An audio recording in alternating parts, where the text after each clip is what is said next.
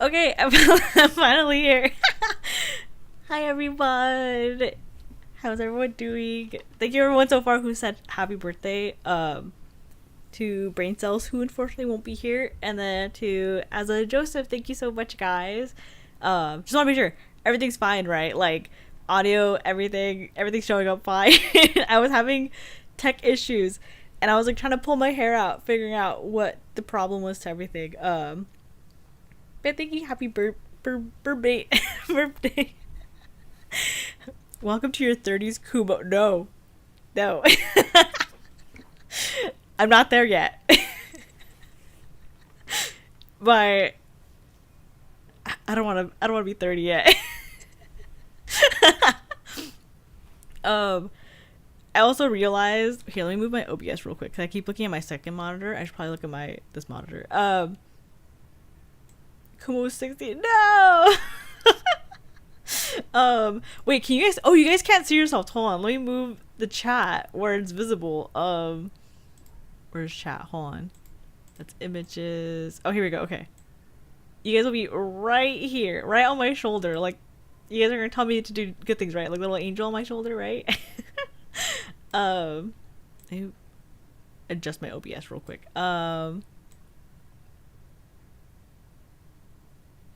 We are all wallflowers out of the open. I'll put a little cage around you guys or something. I don't know. Let me say, hold on. Let me adjust you guys one more time. Just right there. Perfect. Okay. Oh my god, I'm having tech issues. I keep closing on the wrong things. Safety bars. I'll put little safety railings or something. But yeah, I'm turning an age today, and I'm like, oh my god, put us in the cage. Jeez, come on, we just met. What do you mean? We've known each other for at least 2-3 months, right? That's a good enough time, right? To to throw someone in a cage. Wait, actually, let me put my BGM on real quick. Real quick. Because that way it's not awkwardly quiet while I'm talking. Okay, let me know if the music should be turned up a little more. But yeah, a show is a secret for your birthday. Oh, I'll show you guys some things for my birthday. Okay, so actually my plan today is I have some old models that I want to show you guys of like ideas. The music's good. Okay, thank you. Yeah, I have some old models, like I not like models like that are completed or anything. They're just like kind of concept arts that I like thought of doing over the years.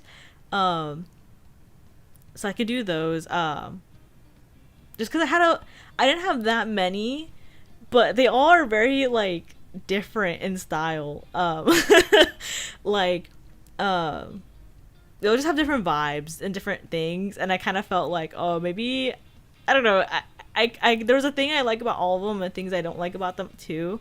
So definitely go over that, and then I might play some games today. Games that I've been wanting to play but I haven't had a good chance to play or anything. Let me real quick see if I can adjust my phone so then maybe it can pick up my face just a little better. Okay, I think it's probably good. I got a new phone too, and because the old phone I had was an iPhone 11, and I got that like pre-COVID. I think I got that like 2019, like maybe just no October, November, December, somewhere around the winter time ish, fall winter time. I remember getting this phone, and so I had the phone for a while, and I kind of figured like, okay, well, the new iPhone came out, maybe I'll just get that so that way I'm like up to date and everything, like no problem or anything, right? And I was really debating on it because my 11 was like fine, to be honest. It didn't have too many issues. I could tell it was starting to kind of mildly give up on me though. Like every once in a while I'd have like little hiccups and stuff, and I'm like, oh, you're getting a little old. Like I could feel it, you know. And then also I'd always see people's like camera qualities and stuff, and I look at mine and mine's all grainy, and I'm just like, yeah, like people would ask like, oh, Kumo, do you want me to take a picture on your phone or do you want on my phone? And I'd be like, your phone please. So I got a new phone, so I had. That's why it's one of the reasons I had to like set up a little later today. Initially wanted to start streaming at 9, um, and I opened up like VTube Studio. Everything still worked fine on my phone, but then for whatever reason, I could not get my phone to like connect on my PC because I use I think it's better. There's two options to do with like OBS. You can either do like Wi-Fi connection, or you can do like cord connection. And it's better to usually, at least for my setup, it's better to do like the cord, because like Wi-Fi, like it'll come across, but I'll be like really janky kind of. So for whatever reason, the cord I was using wasn't working either, and I was like, oh my god, either this is the iPhone or it's or it's the cord or my computer, and I was freaking out. Yeah, I need a new phone. I've been using the same iPhone for like iPhone SE for years old. It's on its last legs. Yeah, the only thing that sucks about getting like an iPhone is that they're usually so expensive, even if they're kind of old. Like, and you can't always do the payment plans too if you want to get a new iPhone. It's just like, I don't know. Like, on the bright side, I feel like iPhones are lasting a little longer than before, like when they're old. But it just sucks, like when you see people with their new phones and you're just kind of like, yeah, I have this dinosaur. You know. When I went to the store, I went to the lady, right, and I was like, hey, I'm interested in purchasing this phone right here, you know, and I pointed at it, and she goes, okay, and in my head I was like, I want to get the white one because the last 3 phones I've had have all been black, and I'm like, I'm gonna get the white one because I want to go for a different aesthetic. It's gonna look cute. Like, I was super excited, and the lady was like, okay, so which one do you want? And I was like, I want this phone with this much storage in it. And she was like, okay, cool. Oh, actually, we don't have that one available in white anymore. And she's like, let's check this other storage. Maybe we have it in white. And then she's like, oh, no, there's no white either. And I'm like, do you guys have any white of the 16? And she goes, no, they're all sold out. We just have the blacks and the blues, like the... And it's not even a blue, it's like a purplish blue. And I was like, ooh. Like, I'll pass, right? I'm like, I guess I'll just get the black one, you know. And and then she was like, okay. And I told her, I guess it's meant to be. And then she was like, oh, what, like, which phone do you have right now? And I was like, I have the 11.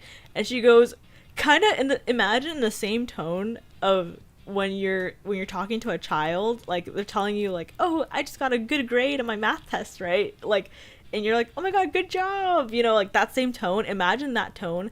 This lady just goes like, wow, that's a really big upgrade for you, congrats. And I was like, yeah, it is, I guess. Don't insult purplish blue. It's just not my color. I'm not a big fan. Like, if it's a violet or something, like, that's cool, right? But if it's like a weird in between of like, you could say it's purple or maybe even blue, like, that's too much for me. I don't know. I'm not the biggest fan of like that shade of blue. Yeah, this lady, like, twice in our conversation, we only spoke, I think, maybe 15 minutes over the whole transaction, right? Twice she went like, wow, that's a really big upgrade for you. And I'm just in my head, I'm like, yeah. Like, I felt like she was talking to me like a child or something. But yeah, so that was an adventure I had over this week. I think it was on Friday or something. Oh, and I was freaking out because all the new iPhones only have eSIMs. They don't have like the physical SIM card. So I like spent like 30 minutes trying to figure out how to like transfer over like my SIM to the eSIM and everything. And thankfully it wasn't that bad. With the carrier I have, it wasn't that bad. But at first when I was setting up the iPhone, it was like telling me like, you need to contact your provider. And I was like, I don't want to talk to anyone. I don't want to call. I just want this done, you know? But yeah, like, thankfully I got that. I figured out how to do it, like, through tutorials and stuff really fast, and through like some help with friends and everything. So yeah, everything ended up turning out pretty well. And then what else?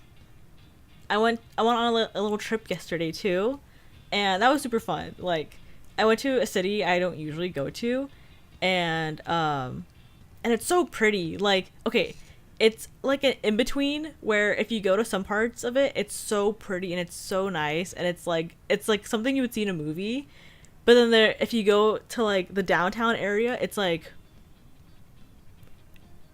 it's okay. I would say like it's not the safest for sure. um, and so I was with my friends and everything, right? And I kept telling them like, guys, please convince me not to move here. Like it's so pretty here. Like I want to move.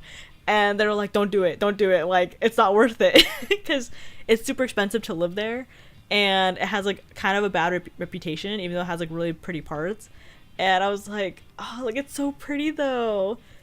Do it, move. I don't know, because I'm. You won't. I don't think I will, because it's funny because the very beginning of the trip started off with us kind of like going through like really pretty parts, and like oh that like everything was so nice, like the architecture was really cool for the homes, like the greenery and everything was super, super pretty. I don't know, it was super pretty, right? And I was like, oh, like I just wanted, like I could see myself living there, and I was like, oh my god, it's so pretty here. Like I should just leave, right? Like leave my my apartment and move there. But then later on, as the day progressed, we started slowly kind of having to get closer to like the downtown area, and as we got closer and closer, I was just kind of like, oh, never mind, I'm good. Like like I'm okay. This, I remember why, like I don't want to move here. Like we were in a, like we took a bunch of like Ubers and Lyfts and everything, right? And to get around, because the city is very like compact and everything. And as we're like driving, we go down this like strip of road, and this is full of like, you know, like homeless people and everything. And there's one guy who we couldn't tell why his hands were in his pockets, if you know what I mean. We couldn't tell if he was doing one thing or if he was doing something else in public, you know. It was just, and we're kind of like and then there's so many like they have a lot of like automated things out there too, and I felt like half the time it just kind of like slowed things down versus actually made it easier. Like I think for the people actually using the automated devices, it helps them out, but then to the people who have to deal with the automated devices around them too, like it was just a lot more like it was a lot more detrimental to the flow of the city, you know. It's pretty, so it sounds worth it as long as it's not a suburbia. Oh no, it's not a suburbia, it's definitely far from that, which is why I was like, oh, it's so pretty here, you know. What does that mean? OMG, my mind is bending ways and doesn't know we're possible. Like we couldn't tell, like the homeless guy, we couldn't tell if he was like maybe scratching a good itch or like doing something else in his pants, you know. But yeah, otherwise like the whole trip was really nice. It was really good. It kind of like we walked so much, my legs hurt kind of. Like I woke up today because we got home I think maybe closer to midnight ish, maybe like 11:30, I think. I forgot what time exactly. And then I was kind of like, okay, if I go to sleep right now, if I wake up at 8 a.m., I'll have enough time to shower, get ready for stream, like no problem. I'll start at 9. And then I woke up at 8 and I was so tired. My eyes were like, I just didn't want to wake up. Like my body felt so like like you know when you wake up and you're so achy and you're so sore and tired and you're just like, oh, like that's how I felt in the morning. And I was like, I have to wake up, I have to do it, I have to start my day. So I ended up like showering and everything, and then that's when like the tech issue started of like where I was like, oh my god, like, so my keyboard, for whatever reason, my keyboard has been having issues of like it will like type normally and fine, and then for whatever reason it'll start like having like, I think, macros attached to the keys. Like for example, if I press like Q or something, it'll bring up like the Windows page thing. Or if I press like R, it'll bring up like it'll toggle my tabs or something, right? So at first my keyboard worked fine. I was like, okay, perfect, it's working. And then I started typing on it again, and all of a sudden things started like flying across my screens, and I'm like, my keyboard's not working. I do not just macro. Oh, I do not trust macros. Yeah, I don't like using very many macros for anything, to be honest. But for whatever reason, like, my keyboard will suddenly switch to every key being a macro. Like, every letter on the alphabet becomes a macro, basically. And I don't know why it does that. I don't know, like, well, I kind of figured out because that's my roommate. I was like, why is my keyboard doing this? Like, I need a stream. And then they figured that they looked at my port, because for the longest time I just kept thinking it was my keyboard. Like, I was thinking, oh, it's my keyboard, it's for sure my keyboard. And then I had to bring like a different laptop home from work one day, and I tried hooking it up, and then my laptop started having the same issue too, and I was like, that's so weird. So for sure it's not my PC, because if this is affecting another computer, right, like, that means, like, it has to be my keyboard maybe. But then we figured, as we looked at the port, that, like, for whatever reason, like, my port is, like, kind of fried. It is not, like, looking good. And okay, so my cat did, like, spill a smoothie on my desk, like, a month or two ago. So that might be why my port might have gotten messed up. I swore I cleaned it, but I guess I didn't notice it getting into the actual, like, port of the keyboard and everything. So I think that's the issue, and I'll probably just have to get that replaced. The only thing that sucks is I have to, like, take it out and, like, put it back in. So I might see if I can pay someone to do that, because I don't want to do that whole effort. The only macro I have set up is to where the period is a :3. Oh, that's smart. Yeah, I know some people, I mean, if they know how to use them, like, they're really efficient, but, like, I'm a very simple person. If I need something, I'll just go the long way instead of, like, changing anything on my keyboard. But yeah, so that's kind of how my day has kind of gone. I was gone for, like, a week too, like, not streaming, because I was really tired this week, and also I'm moving soon, so I was kind of like, oh, like in my head, like, even though I wasn't doing anything in my head, like, I was kind of like, I need to focus on moving, like, I need to focus on, like, packing and all of the kind of stuff. I use layers instead of macros. Layers are cool too. You just have to, but, like, for me, I feel like I have to keep reminding myself of, like, turning on and off the layers. That's the only reason why I don't want to use them either. But I know some people are really quick with it. Like, they just naturally, like, are so used to it. It's okay to take breaks if you need to. Aw, thank you, Azza. I was, like, worried. I was like, no, I'm gonna lose my only 2 viewers I have. But I was also like, okay, I need to focus on, like, also, like, not over stressing myself or doing anything too strenuous, because it's also, like, I don't want to say it's my birthday week, because that sounds, like, too spoiled, right? And my birthday technically starts at the beginning of the week on Sunday, but I did have a lot of, like, friends and family already, like, reaching out to want to celebrate and doing other things. So I was like, okay, this week's just a little crazy. I'll just take, like, a step back from streaming just to kind of, like, give myself a breather, and then and then I also saw a game released, what's it called? Crisis? No. Zoophobia? No. I forgot what it's called. But it's been on my wish list for a while, and it officially came out.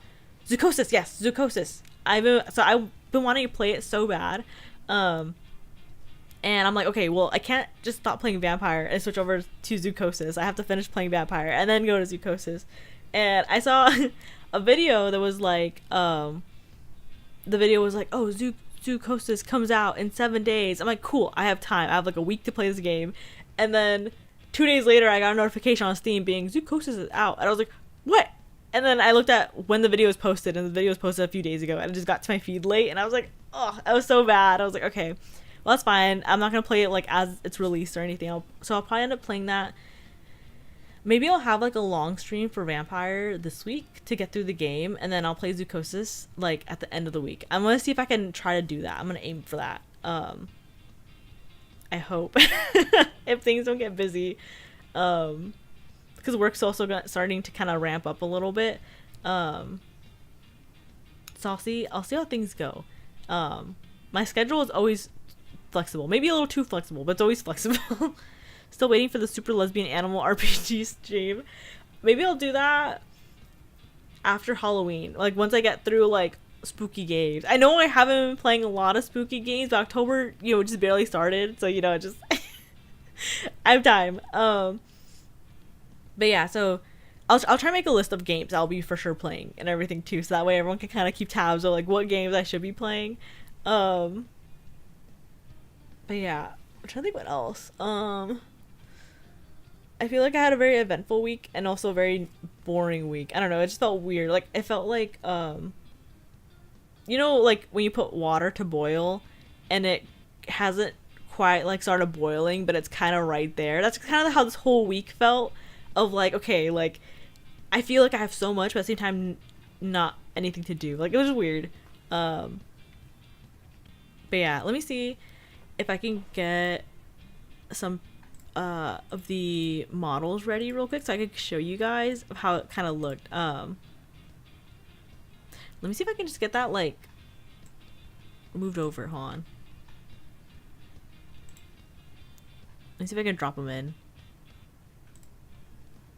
Did I download them? I also realized like before I started stream, I was like, wait, I haven't downloaded any of the old pictures. That means none of it's on my computer.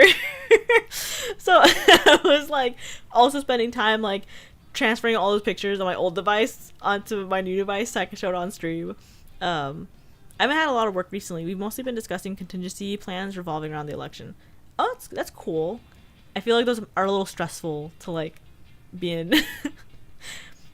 I am full on expected a slime girl. Oh, I am full on expecting a slime girl. No, I didn't want to do a slime girl because I thought maybe that'd be a smidge too sexualized, which is funny because all my models, like, I think most of my models show skin.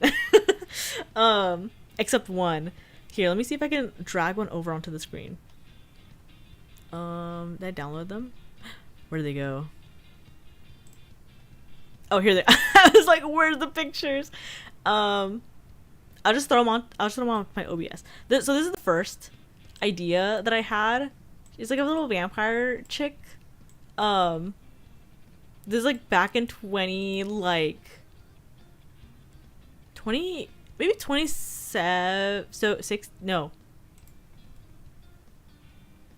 way later. It was maybe like 2020 or something, or 2019, somewhere around that frame. I drew this one. Oops, wrong thing. I moved. How do I move the? There we go. I was like, how do I move the picture that I want? So yeah, I was really into like, I don't know, at first when I got into VTubing, the first like VTuber like group that I like got into, right, was Hololive, because like that was like the most popular at the time. Niji Sanji still hadn't opened up their like EN branch, so like at least for me, my idea of Niji Sanji was like, oh, they're just kind of like the cheaper version of Hololive kind of thing, right? Like and from at least in the Western sphere, right? Like Niji Sanji really didn't have like a good reputation of having good entertainers, and I think it's because a lot of times people were like, oh well, all these girls can sing, dance, like have all these talents, and meanwhile Niji Sanji just has people who are like regular streamers, which nothing's wrong with that. Looking back at it now in hindsight, nothing's wrong with it, but you know, that was kind of an idea of like no one really liked them, right? So since I was like into like Hololive, right, I kind of got a lot of like, not a lot of inspiration, but kind of like this idea kind of stemmed from the inspiration, like of the attitude or like the vibe of Hololive, if that makes sense, like more idol type ish.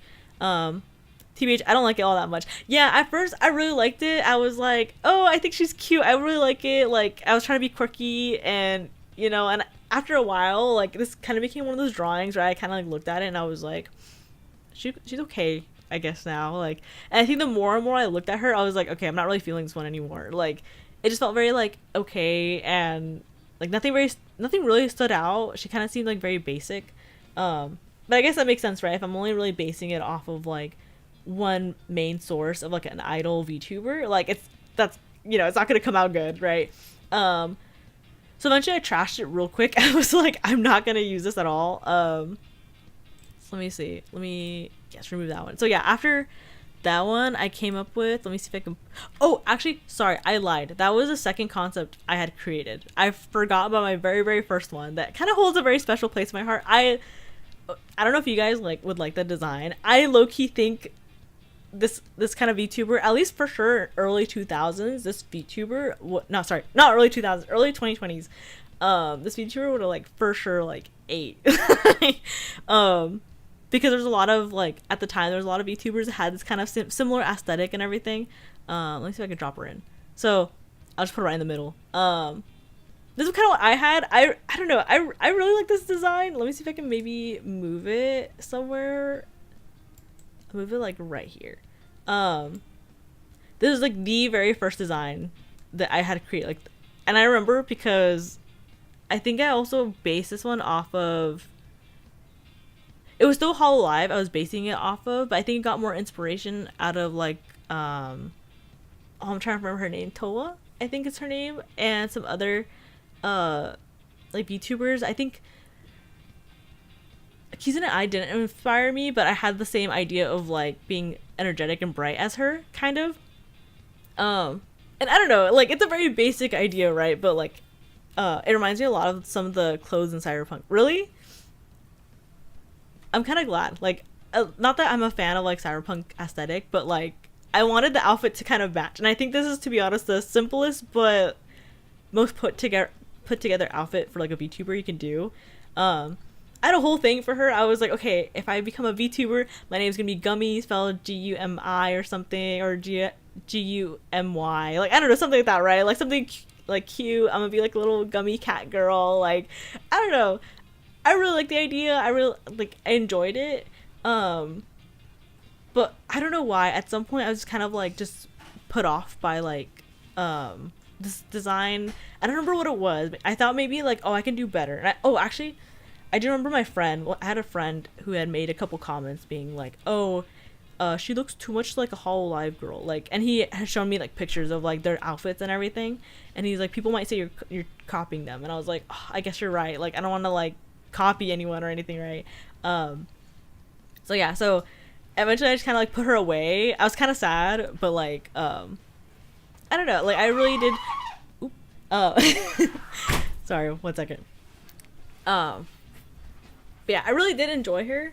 But I was afraid that people were gonna be like, oh, it's plagiarism, you're copying too much or something. So I ended up not like going with her. I did come back to try to like redesign her a little bit, but I really didn't like that either. And I was thinking about adding the kind of redesign here, but I was like, no, it looks low-key trash. This is the only picture really where she looks good. I think it's a cool concept.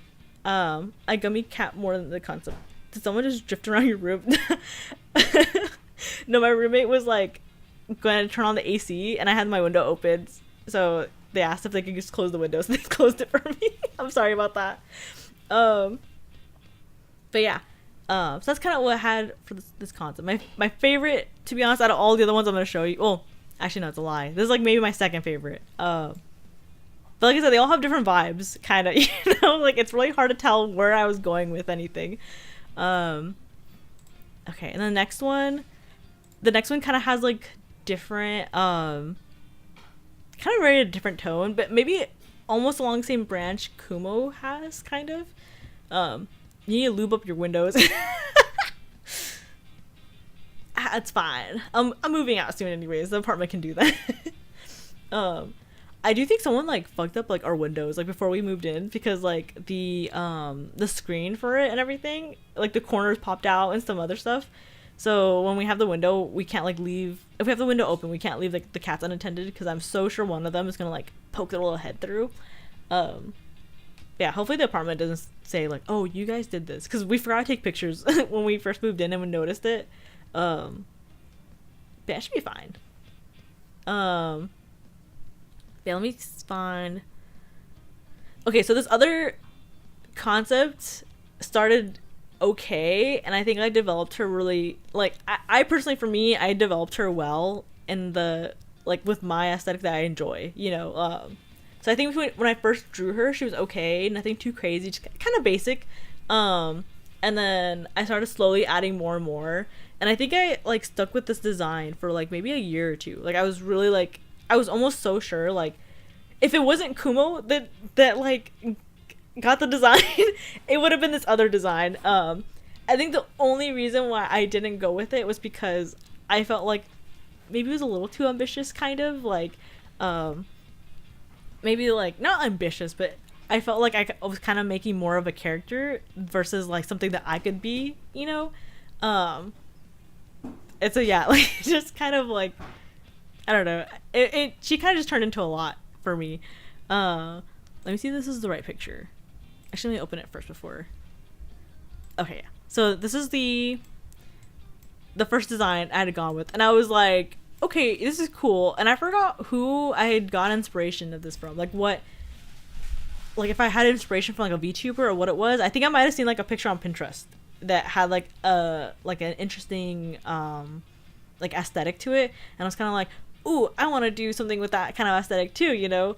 And as you can see before, like I hated drawing feet, so I would just kind of like draw little blocks and stuff like that. And looks like someone in a 90s anime. I like it. Yeah, I think it was very, I think the picture was like fan art of ooh, I'm trying to remember the anime because I've never watched it, but it's the girl with has like the bluish greenish hair and has like the leopard print on her. I forgot what the anime is though.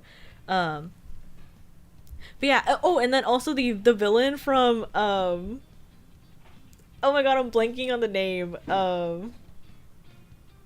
Strawberry Mew Mew. There, wait, right? That's the name? Strawberry Mew Mew? Is that the one I'm thinking of? Sorry, this sounds a bit mean, but I think a calmer, more blander avatar suits you more. Yeah, no, I know what you mean. I'm a very, like, kind of all over the place person, so I feel like going with one very specific, like, style hinders me more than, like, not. So I don't know. I'm just really bad. That's why for my second model, like, if I get, like a 2.0 model, I kind of want someone else to design it because I don't think I'll do myself justice because I'll have all these ideas and it's just not gonna work out. But yeah, so this is kind of that first idea I had, and then eventually I was like, okay, I'm gonna like draw more, like try to add more, make more details or something, right? So let me see, let me add that one. So then I drew this one. Oop, I forgot how big this picture is. I'm sorry, jump scare. 1 second, let me shrink her down. So then I added, oh my god, not the balloons. Oh, I'll put it right here. Okay, perfect. So then let me keep shrinking here. I don't know if you can see her details very much, but like I just kind of got a little more like detailed with the drawing. Let me move her aside maybe. And I showed my friend and I was like, what do you think? And he was kind of like, it's all right. He's like, he was like, it's okay, I guess. It's just more detailed. And he's like, you should just add more like actual like accessories or like small details versus like the shading and everything. And I was like, like, that's a smart idea. Woman jump scare, like, in your face. But yeah, so I was like, okay, like, I'll have to add just more, like, design to her, basically. So let me see.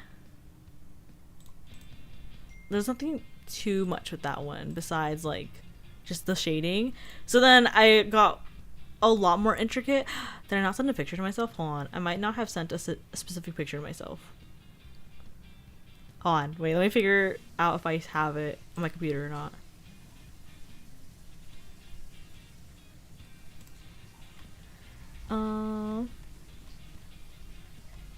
I didn't send it. Wait, hold on, let me send something to myself real quick from my other device. Before stream, I was like trying to speedrun this whole thing. I was like, I need to go, I need to start streaming.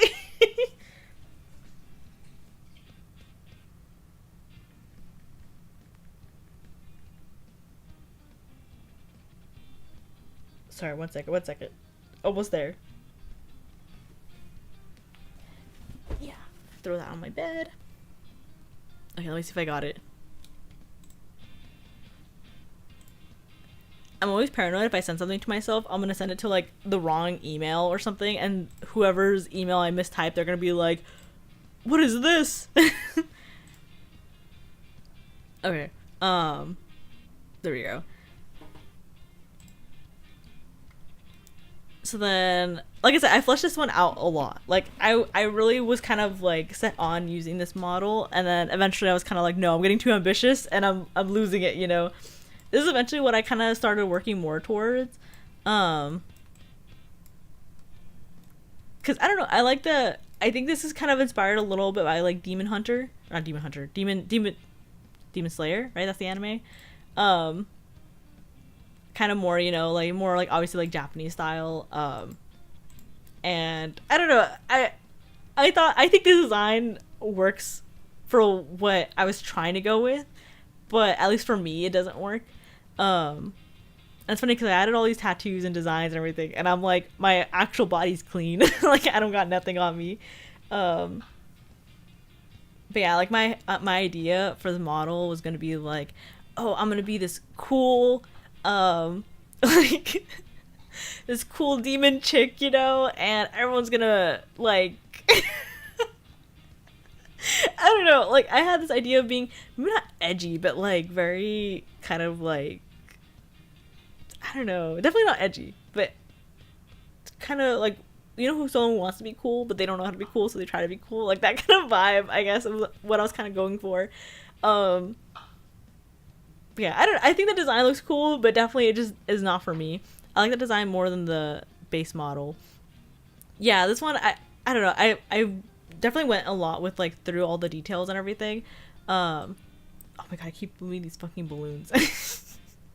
I keep trying to grab other things, but for whatever reason, OBS thinks I'm trying to grab like the balloons. Let me just zoom in just a little bit so you can see like a little more of the details. But yeah, like I had like the cool like tattoos and then like armbands and everything. The jacket was really nice. As you can tell, I kind of kept some aspects still of like the model of like, oh, show it having like a crop jacket and everything, and like shorts and stuff. Of course, they're like different style, right? But like it's kind of like what I went for. Like different like feet and everything. It looks like hooves. They're not hooves. I just didn't want to draw the toes, so I just kind of I just drew like the toes out, like the big toe and the rest of them. So then at least it looks like, you know, like there's a toe separation there. But yeah, so that's kind of like what I ended up going with. And then I went just a little further by adding a slightly more like detail, nothing too crazy, just adding more like of like a reference. Hold on, let me minimize this one. So yeah, so I added more of a reference, and I changed some of the tattoos because I really couldn't figure out like which tattoo style I wanted to go with. Again, the model clothes remind me a lot of cyberpunk, clothes in cyberpunk. Hooves, did your persona confirm? No, no. Oh, let me make it a little smaller. I just realized it's still kind of cropped. But yeah, so I couldn't figure out like, oh, I don't know what tattoo design to go with. Should I keep following like the snakes, or should I go with like the little squiggly design? And like, I don't know. So I try to flesh it out just a little more and actually show like not having like the model posed, kind of just having like more like T-pose base, so then you can kind of see more about it. Yeah, so it's kind of like the design I wanted to go with, and I was so close to sending this model to people to be like, hey, can I get this as a commission or something, right? And then eventually I was like, no, I think she's too much in the sense of like, ooh. Wait, can you guys hear me? OBS said that it disconnected for a second. Is OBS good? Here, let me see. It's telling me it's fine right now, but it did tell me for like a split second it disconnected.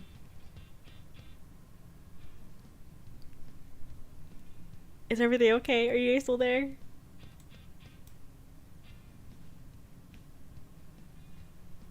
You in and out, but good now. Okay, that's good. I love technical errors. It's every fucking day. I'm just not good with technology. Anyways, like I was saying, yeah, I ended up just not going with this model just because she became a little too much and a little too intricate, and I think I kind of like had more ideas for her that I don't think I could have like fulfilled, you know. And I kind of felt bad because like, oh man, like I spent so much, like I literally spent like a year kind of working on her model and some other things and like ideas and like some other stuff, and back to normal. Okay, that's good. I'm glad to hear. I was like, I hope my stream doesn't crash. So yeah, I just ended up not going with this one, but this one still holds a special place in my heart, and maybe if I ever have to come back or anything. Like if I ever have to, if Kumo doesn't make it, then maybe she'll be here. I don't know. Who knows, right? Um, and then at some point we do get to Kumo. Here, let me pull her up right now. So this is her original design, that I had sent over to my artist originally. So there's a few things that are a little different in this model versus like how I actually look right now. And can I put this aside a little bit? If Kumo passes away, that could be like her sister that takes over. Yeah. Her long lost twin that looks nothing like her but sounds so much like her. But yeah, this is how I had Kumo. Like again, there's the shorts and the crop top and everything. And this design actually came, can I, no, I'll just put it right here to the side. This design kind of came more from a D&D character I had made for one of my friends' stories. It was kind of set in a somewhat not cyberpunk, but like, well, actually, no, yeah. The story was set in like a cyberpunk space thing. And the character I had like a very similar hairstyle with like the bangs and the buns and everything. And the jacket was a different style, like had a different design to it, but basically the same kind of style. And then the character also had shorts and boots and everything. And so when I kind of got discouraged by the demon model, I was kind of like, oh, I don't know what model I should go with, right? Like if I can't figure out something, right, I have to figure out like a new design, something that I'll vibe with more. You look too much like a child in those drawings, I think. I don't know, I'm very short, so it's always hard to not make myself look like a child in a drawing, because I'm like not even 5 feet, right? So it's always really hard. Like I want to tell people, like when I come across to them, like, oh yeah, like I'm very small, but I don't know, I'm not very good at drawing like short proportions, I guess, if that makes sense, just because they're based off like some proportions, like some old pictures of mine too. But yeah, so I'm trying to think. Oh yeah, so like at some point I was like, okay, I'm just gonna like look at my old drawings, see if I can get inspiration from that. And then yeah, I kind of came across my old D&D character I had drawn a little picture of, and I was like, okay, maybe I'll do something like this, right? So I kind of got inspiration. I went on I always go on Pinterest to get like inspiration, right? So I went on Pinterest again, drew a bunch of little things, and eventually I kind of came up with like a design I kind of liked. And then initially I was supposed to have like the same thing that goes on with my hands and feet of like, the dark spots and everything. I wanted to have over my face too, which is why I'd be like, oh, my eyes covered because it's not normal, haha. Like very edgy, kind of like oh, you guys would never believe what I'm hiding behind my bangs, kind of vibe. And so like that obviously didn't turn out to be true, and I wanted there to be an angry face toggle, but that never ended up happening. And so I think not in a bad way, but I think I might have given my model, like mom, too much freedom, kind of. I did for sure want like the little like black corner of my face to be on my model, but at the time I was struggling a lot to contact my artist. Like I think she was going through things that I don't really want to talk about because she said it in like private, right? But like it was really hard to get in touch with her. I would message her and she would not respond for months, and I was genuinely so scared. I'm like, I think I'm getting scammed. Like I was so scared. So at some point I just kind of took what I could take, like I didn't want to tell her like, oh, you're missing this detail, right? And like risking that like she might not get back to me. And so I just kind of like let her do her thing, right? And I didn't realize until my model got officially rigged that the bangs, like, so what I wanted is like not my bangs to have like the little like puffs. It would be like my actual head would have like a little puffs, because the hairstyle also is inspired by Bee Hunter from Arknights, who she has like the side of her head like like very spiky kind of, and I really like that hairstyle. And I didn't realize that my artist, right, like until I got rigged, I didn't realize that she had thought they're attached to the bangs and not like to the head, and that was probably my fault too because I didn't like emphasize that or anything. And so yeah. um so yeah, so that's kind of how I ended up with these little like tuft size bangs. But and for sure, whatever next model I do end up getting, the little tufts aren't gonna be a part of my bangs. They're gonna be like a part of like my head, you know. But yeah, that's kind of like basically the design. Oh my god, with the fucking balloons. That's kind of the design basically I had for Kumo originally. So nothing too crazy. When I sent this to my artist though, I was low-key kind of thankful as well because I didn't realize. So I wanted her to kind of see how my face looked without my head, my bangs covering it, because there's details that I wanted there, right? And so for fun, I kind of like drew like the little like bangs being clipped up, right? So then like I could draw like the other eye being shown, and she thought that like I wanted that for sure, like little clips. So that's why I have like a little clip of my bangs, you know, like because she drew basically everything I had like shown her my reference art.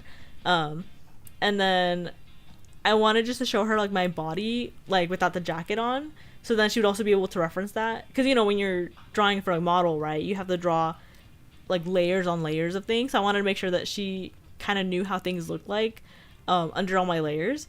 But she thought that I just wanted like the jacket toggle off, which is kind of nice too. Like I didn't realize she would do that. I thought she was going to charge me additionally, and she didn't, which was really kind of her. So I got my little like bang clip toggle and like my jacket off toggle for free, which, and like I said, I didn't know she was going to do that. It was very kind of her. But yeah, and then I also asked her, I'm like, oh, like I told her like, if there's anything in my design you don't really like, go ahead and you can change it, or you know, do whatever you want and everything, right?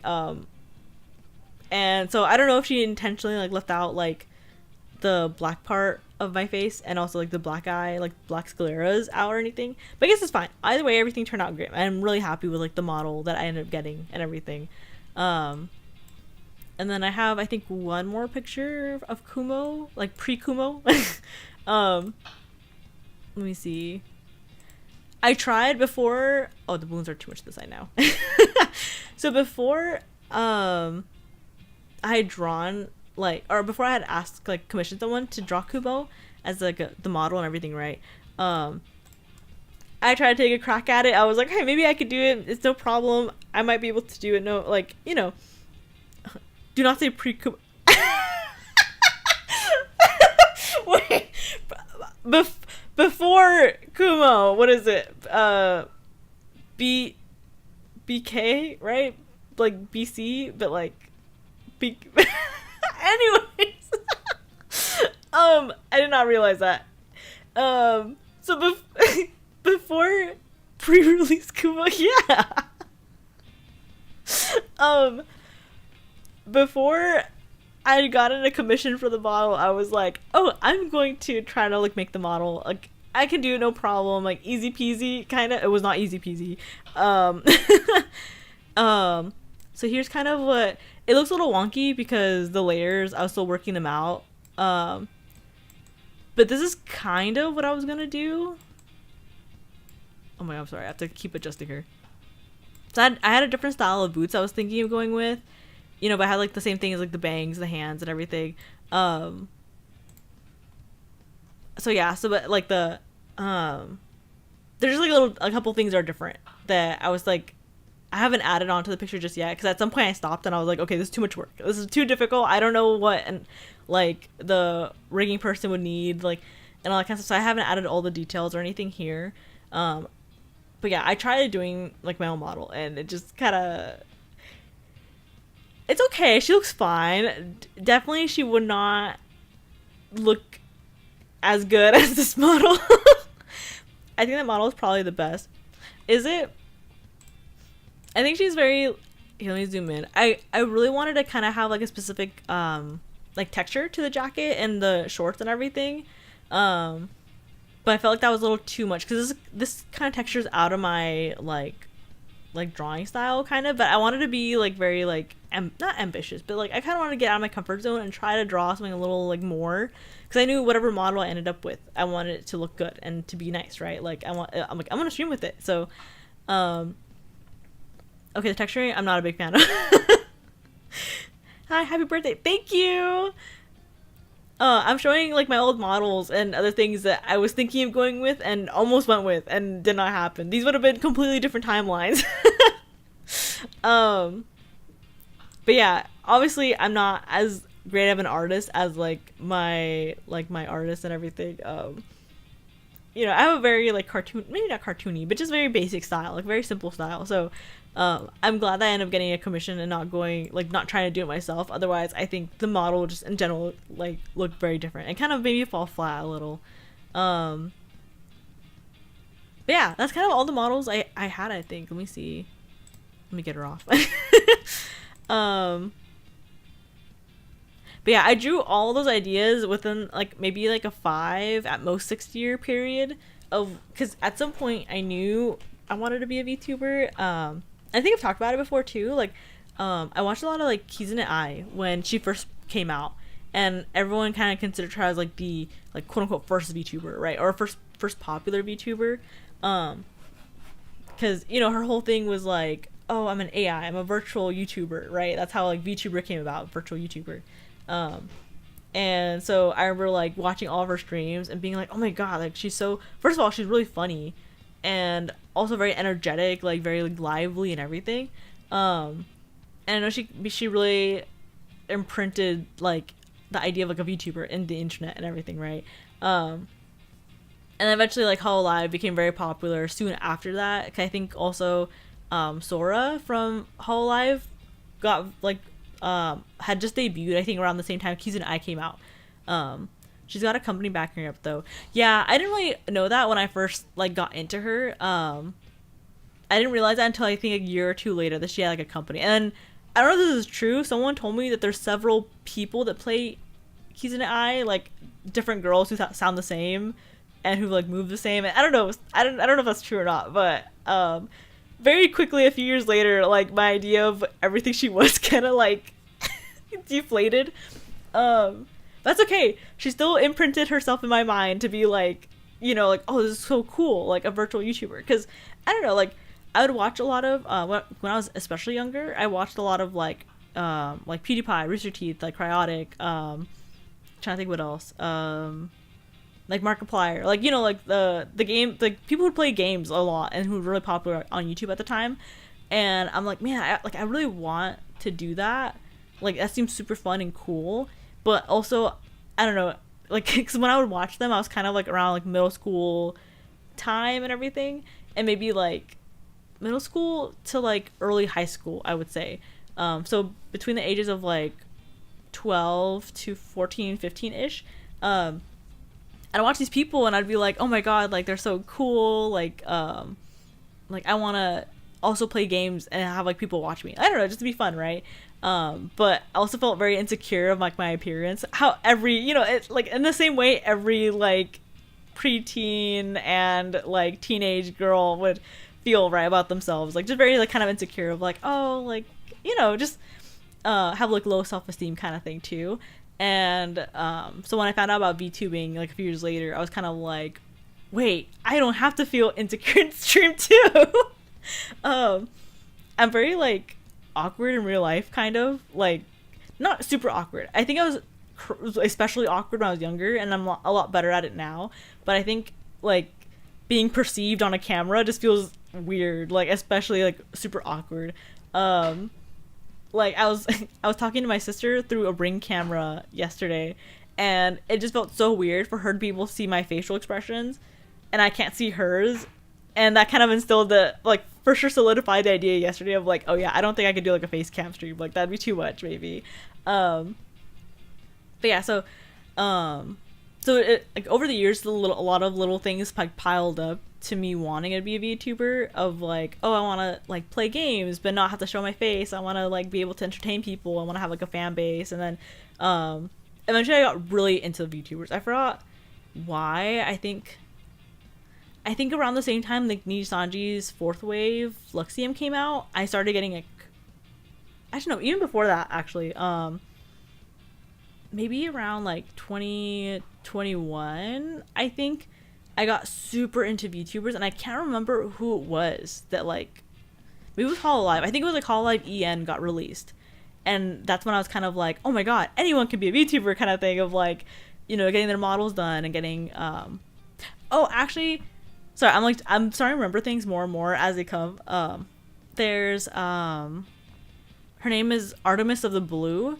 I remember I saw her model, and it looked so cool, and I thought this like her whole concept and everything was really great. I remember she had just barely debuted, and she did very well for herself and everything. And so she was the first indie VTuber I like got into, and I was kind of exposed to. And then after that, like it was all like corporate stuff like Hololive, Nijisanji, and stuff like that that started building up on it. I was the same way, except I'm still kind of awkward IRL. It's okay. I think to be honest, a lot of times, because when I was younger, I remember thinking like, oh my god, I'm so awkward. Everyone's gonna hate me because how awkward I am. And now I like realize like, oh, like people don't care if you're awkward. They just care if you're like nice or not, like, I don't know. So that kind of like has had kind of calmed me down a little bit of like having awkward moments of like, oh, no one's gonna care, if I say something a little weird, if I stare at someone for too long, or I don't know, right? Like if I create like an awkward situation. But yeah, so just a lot of things over the years kind of really build up to like my idea of like wanting to be a VTuber and everything. And then yeah, after like I'm so sure it was after Hololive, like EN came out with like, like Hololive Myth of like Callie, Gura, like Amelia, R.I.P. And all that stuff, where I was like, okay, I want to be a VTuber. And I just got really into it too. Like I kind of figured out like, okay, this is kind of like the etiquette for it. This is the this is kind of like early, like between 2020 to 2022 kind of were like very different versus how like VTubing is now, because the VTuber sphere was like a lot smaller, right? So it was a lot easier to kind of get in touch with people and to like figure things out, to figure out how things work and stuff like that. And so when I first got into like VTubing, like the culture and everything, I was like, it was a lot of like Hololive type of rules of like, you have to never show your face, don't ever like, you have to be super secretive, you have to be like very idol-ish kind of, like stuff like that, right? Like the kind of idea that Hololive had set in place for like what a VTuber should be. And that's why like some of my first model, like the vampire one I showed, was very like in a skirt and with all these frills and everything, right? And then I was like, no, I'm not really like that. I'm very like tomboyish. It's not gonna work out. But yeah, so that's kind of like just basically like my whole journey that I had gone through. And then eventually I went to like Off-Kai like for my first time and everything to watch Lazulite from Nijisanji's first wave like do a concert and everything, and that especially really solidified the idea of like, oh yeah, I want to be a VTuber. Like I don't know, like I know Nijisanji as a company sucks, and I know like a lot of their talents like have left because it like sucks really bad, but it's something about the first wave, like Pomu, Finana, and Alira, like something about the three of them really kind of instills a lot of hope, kind of like their first song is so good, like Diamond City Lights, and their attitudes and personalities and everything, like I don't know, just really kind of it really like invigorated me, I guess to say, like or like brought back a lot of motivation to like do VTubing, because I was like, oh my god, like a lot, because I knew at that point too that I think, I don't know if Inanna had, but I know Pomu and Alira had like streamed before like Nijisanji, and I had seen clips of them and everything too, and I was just kind of like, man, if they were able to get from point A to point B of where they're at now, like that's just amazing, right? Like the how they're able to do that. And I don't know, like they just brought me like a lot of hope and everything. Diamond City Light, Fallout 4 reference. No, unfortunately it's not. At least I don't think it is. I fell in love with I fell in the rabbit hole too soon to enjoy it. I was there before English VTuber came out. I couldn't understand Kizun I, Corona, and Pokora. I would only, for Hololive, I would watch a lot of clips. So, and I think that's how a lot of people would watch it, right? At least here, like, my friends would always watch, we always, like, watch a bunch of the clips of, like, them being translated, so we kind of knew what was going on. And there were some people I knew who were like dedicated enough to translate whole streams. So sometimes we would just watch like the whole streams like translated and stuff, right? And so it's kind of crazy to think like how VTubing really was like mainly just a Japanese thing that kind of like popped off, and now it's crazy over here too, like in the western side of the world. And also how much the technology and everything has like gotten like so much better and everything. Like, you know, you have Iron Vertex, who does a lot of big riggings. You have, I'm trying to remember this other guy, Kevin, I think is his name. I think he's called like Kevin something. He has crazy rigs too. Like, it's just insane to see like how far the technology has gone. Basically, before a model would just kind of like be like, hi guys, and everything, right? But now you have people who can like lean in. You have all these toggles. You have like almost full animations that people are able to do, and I think that's insane. Like, I genuinely think it's so crazy to see how far like VTubing has gone in just the span of a few years, and especially how crazy the culture has changed too. Like, at least on the western side, how crazy the culture has gone in the last few years too. Yeah, that's how I survived those times, by consuming translated clips. It was really the only way to survive. I remember too, one of the first ways I got introduced to Hololive, I think I had seen clips, like this is before I really got into him, right? Like I had seen clips, but I also was into the game Azur Lane, and which is like a gacha game of boat girls. I stopped playing it for various reasons, because there's some characters there I just could not, like, some characters really killed the game for me.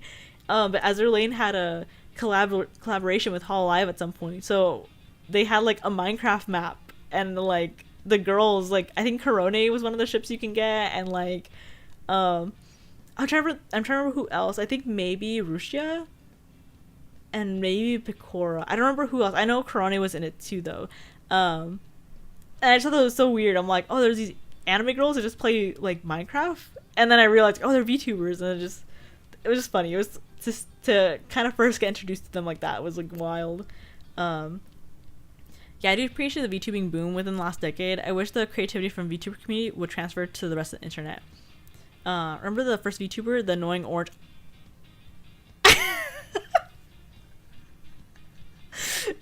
That's insane. That to call that a VTuber. I guess you could, right? Because, well, I don't know, because there's no rigging. But then, I don't know.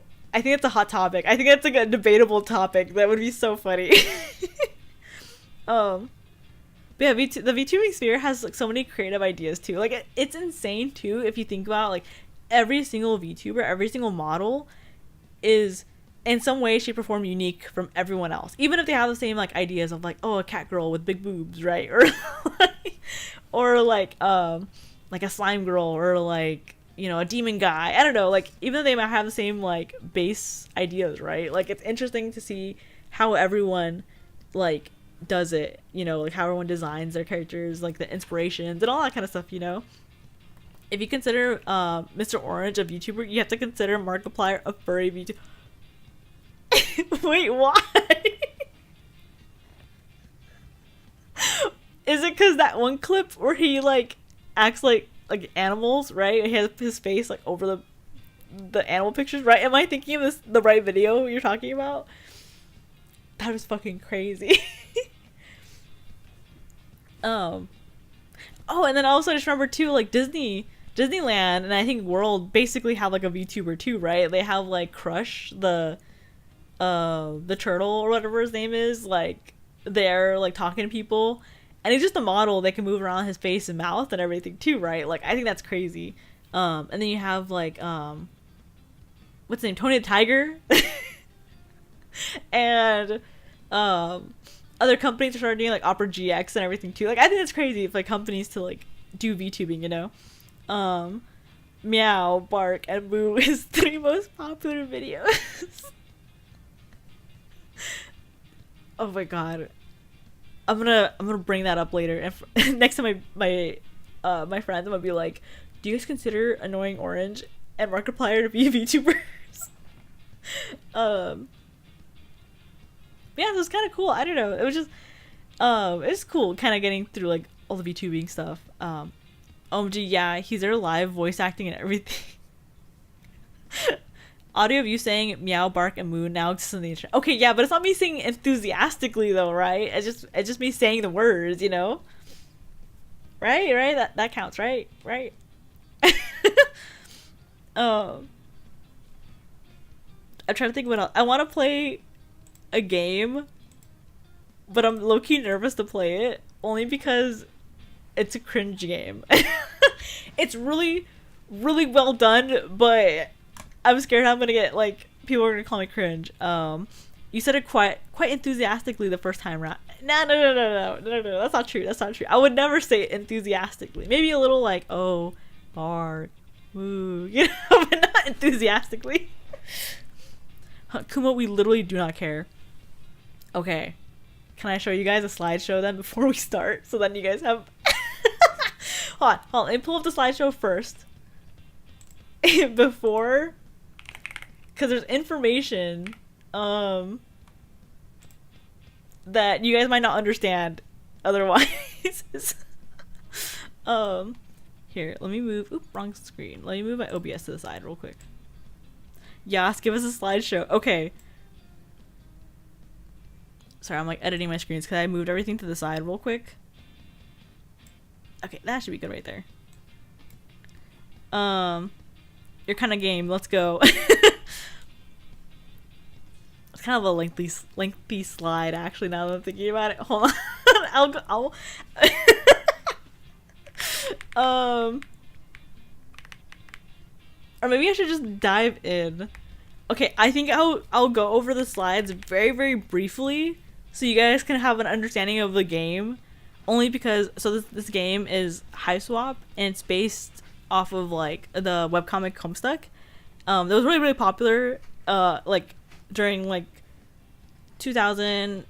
When did it come out? I think it came out 2009, and then it started gaining popularity around like 2011 to I think it kind of went off until like 2015ish. It was like the most popular it was on the internet, and then after that kind of it just died down and it became like almost a dead fandom, but not quite. They told about this like a month ago.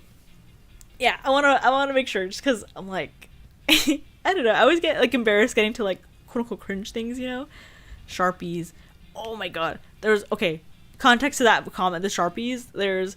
Because the characters, there's human characters and there's alien characters which are called trolls, and they have not green. They have a gray skin. So what a lot of cosplayers would do. Actually, no, not a lot.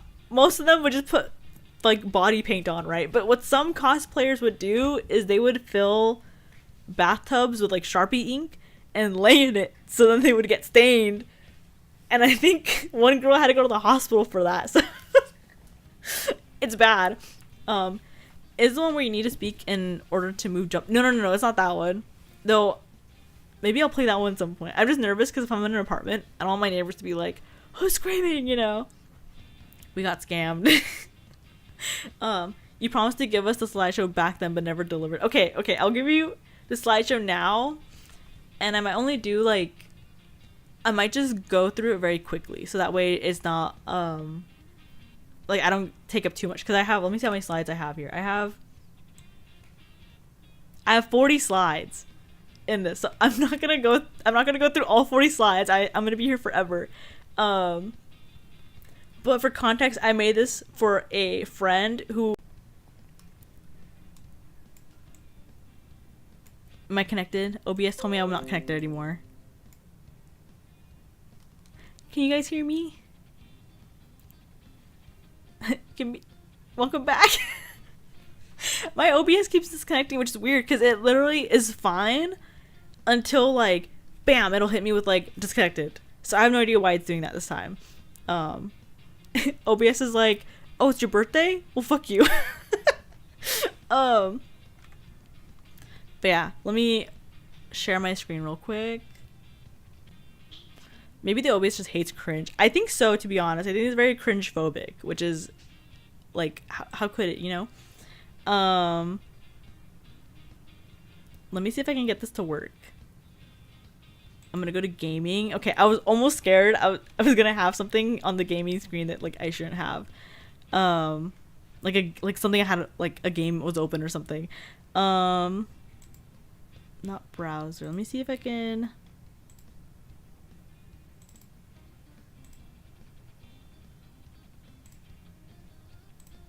Okay, let me show this. Okay, can I see that? Let me make it a little smaller. There we go. Okay, so oh my god, you can barely see chat in the yellow. So the slide I had made for my friend is called Trolls, Culture and Biology. Because this is the only part of the game where okay, actually no, I'm lying. It's not the only part of the game. It's the only part of this of the like world where like it just you have to have context before you understand what's going on. Otherwise, like you're kind of thrown in and you're like, what the fuck is this? You know. But yeah, so there's racism in this game. And there's racism in a caste system, right? So racism in the hemospectrum, basically there's for these aliens, they basically have 12 blood types. They're all different colors, and so the colors are like rust bronze or brown, gold lime, but there's no longer any lime colors for a reason. Olive jade, teal, cobalt, indigo, purple, violet, and fuchsia. No wonder Kumo likes it. No. But yeah, so the lower, so these colors are in order of like the lowest to the highest castes, or like where your stance is in society is basically. If you're a rust blood, which is like, it's a little darker than our blood, basically. Then you're just like lowest of the low. They don't care about you. They will like they could kill you on the spot and like no one would care, kind of thing, right? But if you're fuchsia is literally only for royalty. So if you have that blood color, you are like automatically like the like queen basically, and it's always a female that has that like that blood type. And so some bloods have like kind of cool powers that automatically come with their type and everything too. And so like if you have like, for example, like if you're a rust blood, you will have like powers that are kind of more so along the lines of like you can like deal with the dead kind of things, right? If you have lime, you have these like very powerful like ultrasonic kind of powers, which is why they were killed off really quickly, because they were like, oh, because literally the royalty basically, like the higher up people in the caste system, were kind of like, man, these people are too strong and too low in the system. We're just gonna kill them so they don't cause any problems. And then I'm trying to think of other ones, like I think it's cobalt will have kind of like mind powers half the time and everything too. So like a lot of these have, the lower you are, the more likely you are to have like an ability basically, which is kind of interesting.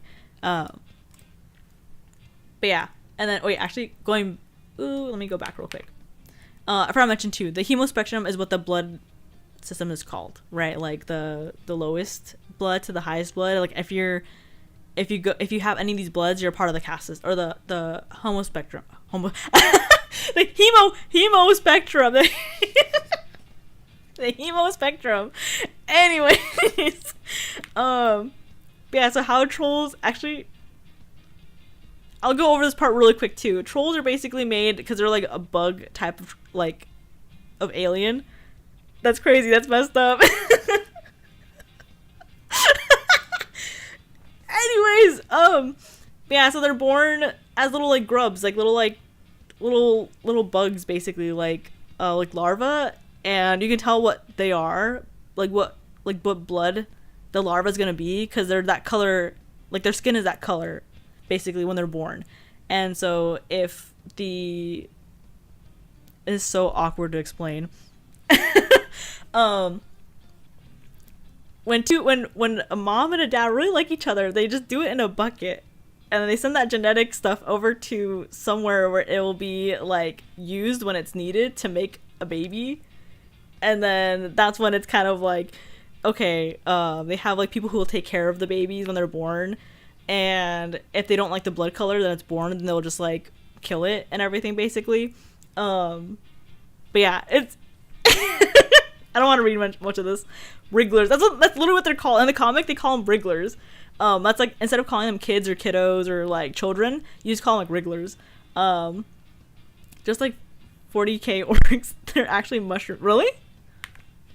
But yeah, and then this goes into like some other things too. So basically the whole troll system does not have any form of familial like system. They don't have like a mom, dad, sister, brother, or anything, right? Like they're completely removed from any sort of family system. So even though there is someone, like two people who created them, they never really meet. They never really like have any connection with it. So that's just how their society is created, right? So instead of them having like parents, they have these things called lucis, or like luci in plural, and they're all kind of like these monsters basically. And every monster is very different, but they take care of their like child different ways basically. So here's some examples of like these little guys, right? So that's a little grub right here in the corner up here. And then these are different kinds of luci you can have. So they're all very different. Like these are homes, by the way. This is like kind of how their houses look like. Very blockish gray and just these specific colors, right? But you can have very different luci depending like what you are basically. So it's kind of cool. It's very intricate, right? And then here's like, for example, too, like how some of them look like. These are dead ones, but they all have different colors. So depending on what color your luci has will depend on what grub they take care of, because they're automatically like drawn to the same blood type basically. But yeah, and then I kind of go into like all the blood colors basically. I'll skip all this because we'll find out in the game basically, but these are all the different blood colors that are part, like what part they play in society and all that kind of stuff. That hair looks awfully familiar. Wait, I just realized we kind of have the same hairstyle a little bit, except the bangs. I didn't realize that. But yeah, and then let me see here. Oh yeah, and then there's the adulthood here, where like, actually, maybe I'll skip this. This is not that important. Basically, just when they're adults, you can only be on the planet of Alternia. That's where they're from. You can only be on the planet until you're like a certain age. After you're that certain age, they're basically like, okay, you're an adult. We're gonna send you off into the military, and we're gonna go colonize other planets, basically. Because their whole thing is, in their history, they had adults on the planet, and only select people went to the military. But then there was, due to the racism and other things, right? They had like a big like uprise, and the queen didn't really like that. Real quick put a stop to it, and after that she was like, okay, well, we can't really trust adults to be on the planet because they're gonna form ideas and they're not gonna be able to, like, they're mature, they're conscious pretty much at that point, like their frontal lobes developed, they understand between right and wrong, and this is gonna happen again, so let's just kind of like cut the problem out and take them, you know. Literally 1984. Really? Yeah, that's basically what happened, essentially. And so yeah, it's kind of like when they're adults, basically they're expected to just kind of be on the planet until they're like fully matured, and then whatever caste they are will depend what role they get into the military. The really, really sad and fucked up thing is, I'm gonna tell you guys for which blood is it? For this one, the gold blood, which is what this guy is in the corner, right? They are automatically used as batteries for the ships and everything, because they have like a sort of like energy type of power basically that they're naturally born with. So the moment they enroll in the military, basically they're just living the rest of their life as a battery, which is like really, really depressing. But yeah, so the military really does not give a fuck. It just depends on like what blood you are. They don't care how smart or how useful you are or anything, right? They're just gonna kind of throw you into whatever your caste is, essentially. This is where some of the fun things come in for gender and relationships, right? Because this comic goes into a lot. So gender is not important at all, basically. Trolls really don't give a fuck. Like, you can, like, of course they have like pronouns, right? But it's not like you need to go by these pronouns. It's not like you have to like be a specific gender. They really do not care. They're racist, yeah, but they're not sexist. So it points to them, I guess. you know, your gender really has nothing to do with it. Like, there's times in the comics where like the human characters would kind of be like, oh well, Jade's a girl, so she might not be able to do this job right, and the trolls are really like, why does it matter that she's a woman? Like, that genuinely just does not matter, like, to them at all, which is kind of cool. But yeah, and then so there's 4 kinds of relationships for the trolls too. They don't have the typical like for us humans, right? We just kind of like are like, oh, we're either girlfriend, boyfriend, or best friends, enemies, or whatever it is, right? Trolls aren't quite like that. They have like 4 quadrants. They call it the quadrants that they go into, and they're kind of based off like the cards, like the red heart, the red diamond, the black club, and the black spade. It's kind of what they're based off of. So anything in a red quadrant means like, oh, you're on good terms with this person. Anything in a black quadrant means you're on bad terms with them, basically. But it gets a little slightly more complicated than this. So mate ship is basically like person A and person B love each other and they do romantic things with each other, right? A morale line, like, oh my god, I can't say it. But if you're morales with someone, basically, you guys are best friends, best buddies, no problem. But if you're in a kismissitude, you just hate the other person, pretty much. Like, they are your enemy. But it's not even just like, oh, I hate you, and I'm gonna do everything I can to kill you. It's the concept and the idea that, like, oh, you're still in a relationship with someone, kind of. Like, it's this weird respect, kind of like, hey, if you're my kismesis, I don't, like, it's not gonna be like, I'm gonna do everything I can to kill and destroy your life. It's gonna be like, I hate you and you hate me, and we're gonna respect that about each other, and we're gonna do whatever we can to kind of keep a quote-unquote healthy relationship going, basically. It's kind of like arch nemesis, like with the villains and heroes, right? Like, they do things that will hurt each other, but ultimately, like, they never kill each other, kind of thing, you know? If you're in an auspicism, or like, if you're, I forgot, auspice, I think is what they call it in the comic.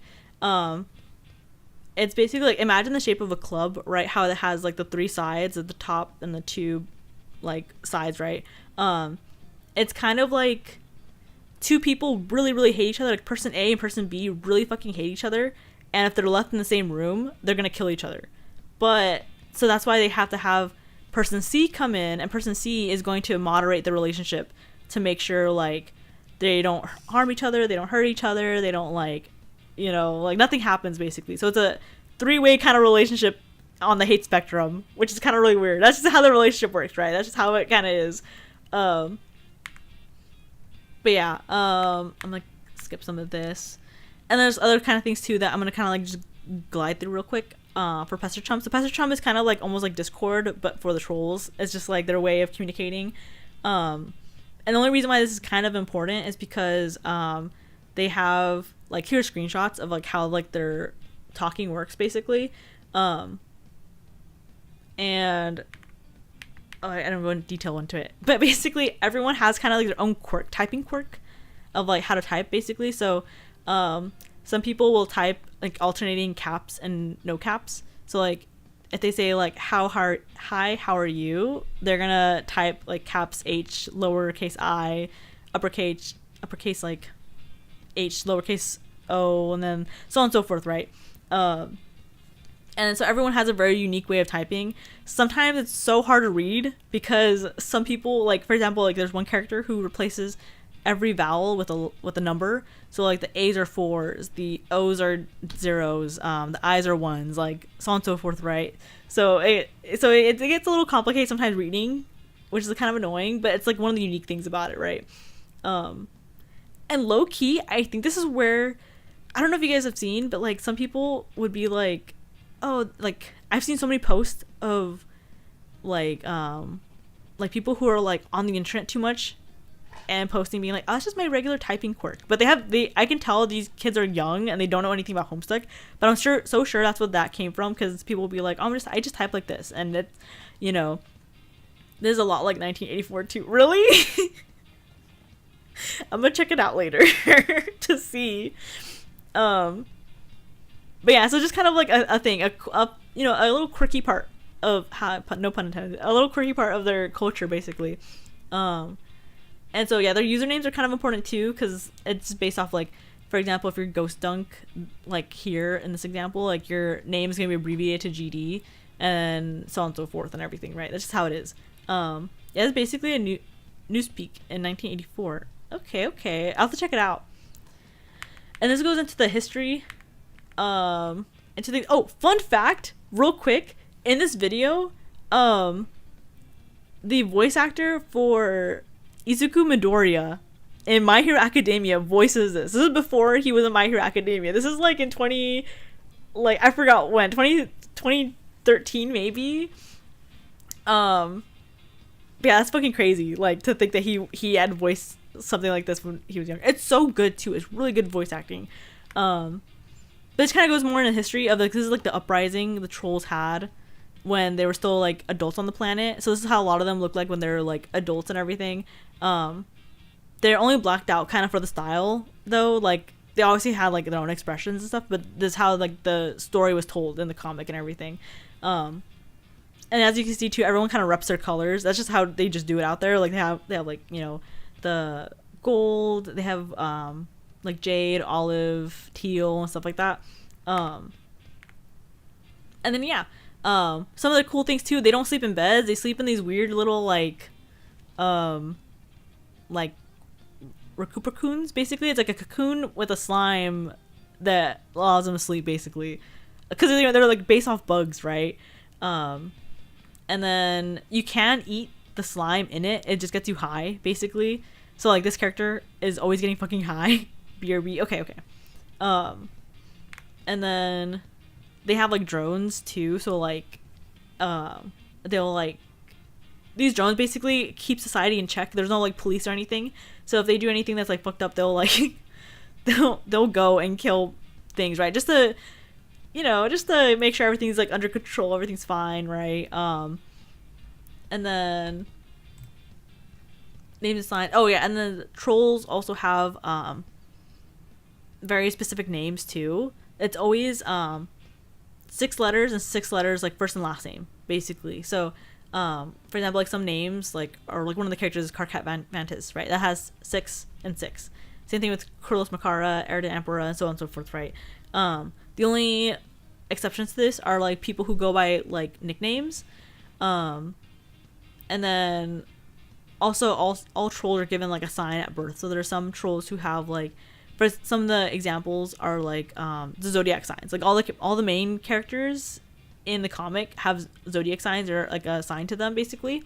And so, but in the game, like it's kind of a mix of like some people have signs, some people don't, or not don't, but some people have recognizable signs and some people don't basically. So it's just kind of like their thing. And then when they commit something atrocious, and just, it's not even like atrocious doesn't mean murder. Atrocious basically is like treason against the Empress, right? They get that sign revoked, and that means that they're truly exiled from every form of society. No one society is going to take you, kind of thing, right? And then I think, is that it? Is that all my slides? Yeah, that's pretty much all my slides. That's kind of like the culture and like really, really fast, like about the game and everything. But yeah, just a little thing about the game, like the culture before I get into the game. I think only the first 20 or so minutes of the game are not set on the planet, and like the rest of it is. So I'll see how much I get into it. Let me see here real quick. I was making coffee earlier. I was letting it drip. I was doing like a hot drip. So I'm gonna see if that's ready real quick, and then I'll get into like actually playing the game. So I'll be right back in just a second. Let me see if I can add like a little text real quick.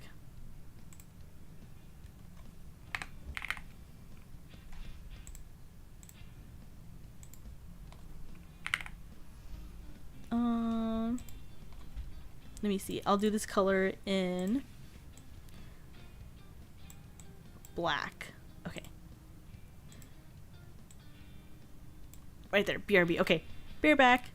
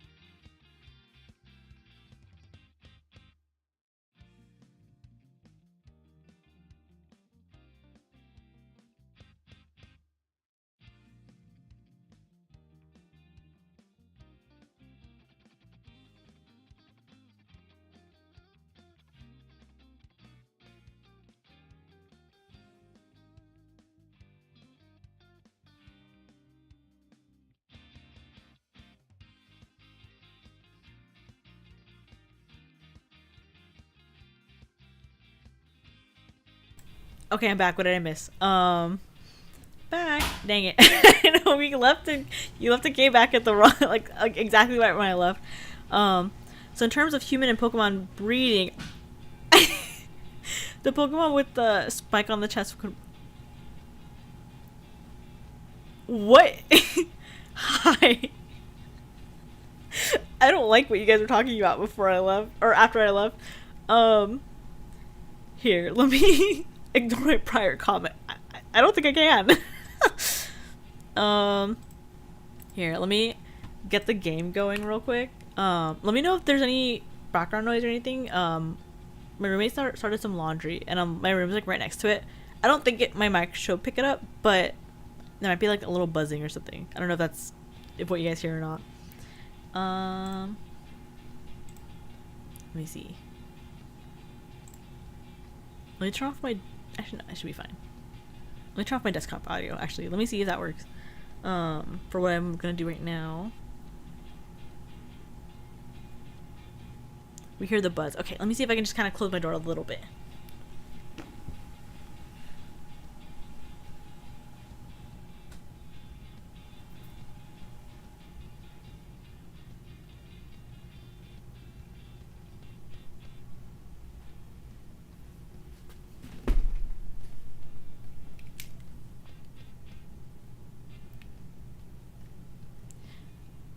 Okay, let me know if it works or if it sounds better now. I just closed my door a little bit. I couldn't close the door all the way because my cats get really, really mad if I close the door. So I have to just kind of keep it cracked. Let me see, actually, one second.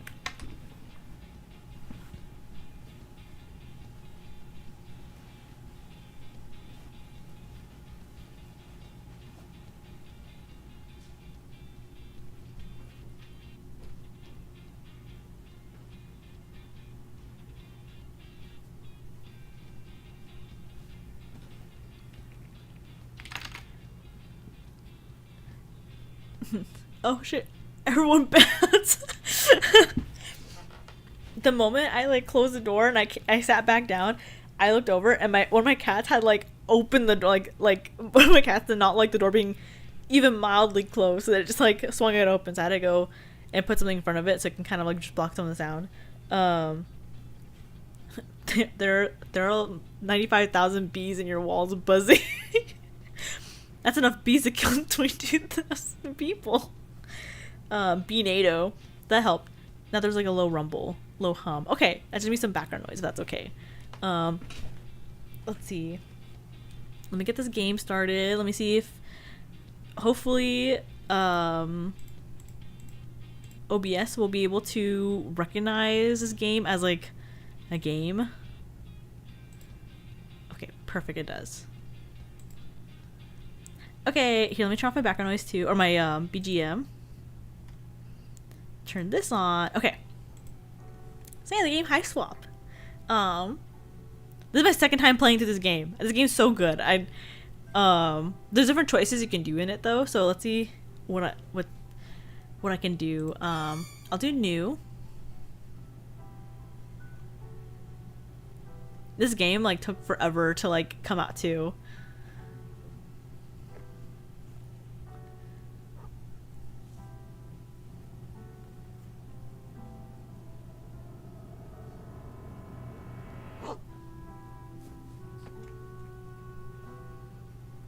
Puppy, yeah, it's a little puppy.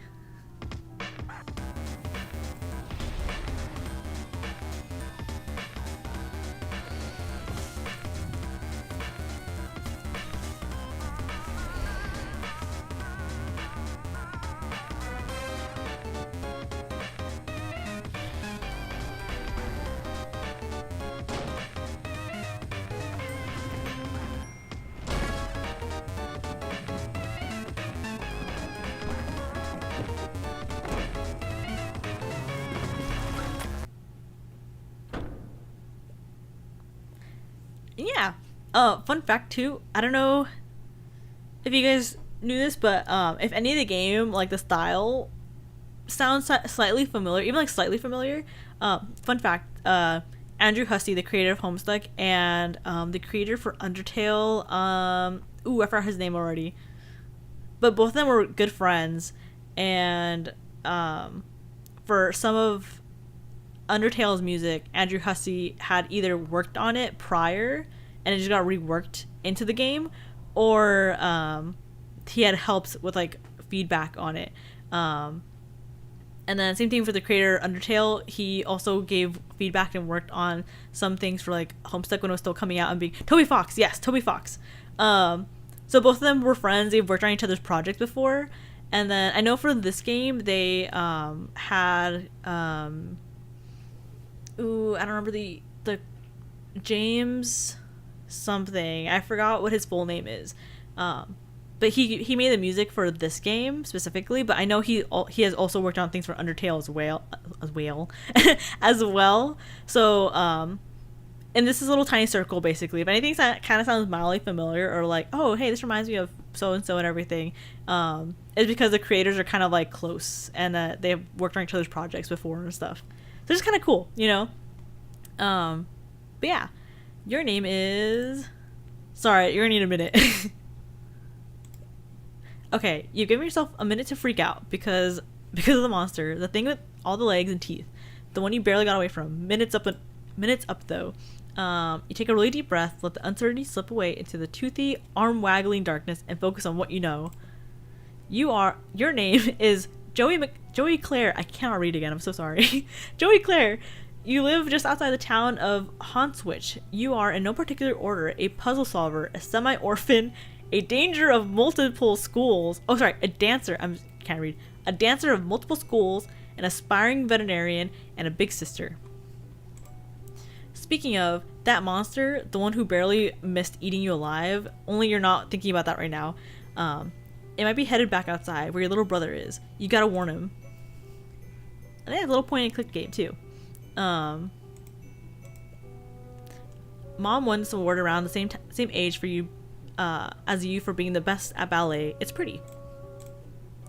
Your babysitter gave you this for your birthday. Joey, she said, this wizard's the best. He lives in this little wizardy orb, just swimming in the spells and glitter. He'll protect you. Look, he's doing it right now. Your babysitter loves wizards, obviously. She's pretty great. It's kind of fun because in this game, like, you can't really like see, like, you just have to kind of click on everything because like not everything is like something you can click on. See real quick if I can lower the music from my side at least. I'm just gonna kind of lower it just a little bit, and I can click around. One day you hope to be a veterinarian. Then you can be be the one caring for the fuzzy-faced baby critters. So when someone catches you in the act of snuggling them all and tells you to take a hike, you can flash your vet badge and say you're here on professional medical business. Then they'll have to take a hike, not you. Your modem always makes a mighty racket logging you on. Probably not worth riling up any hallway snakes to surf your sites right now. It's not like there's much news to see anyways. I cannot read. You're sure that Jude will have let you know if anyone in your web ring has updated their sites. Your babysitter got you this junior veterinarian's med kit. It's kind of important to you, so you think you'll leave it here for now. It'll really bust you up if something happened to it. This is Sir Bappy Pawswater, your beloved Manthro chap. You tend to his fussy whims and needs when you trouble to imagine what they might be. What a daring dream to combine the finest qualities of the animal kingdom with the nobility of humanimals. Wait, you mean humanity? Anyways, Sir Bappy Pawswater will have to go tend to his own fussy whims and needs for a while. You got a lot of crap on your plate right now.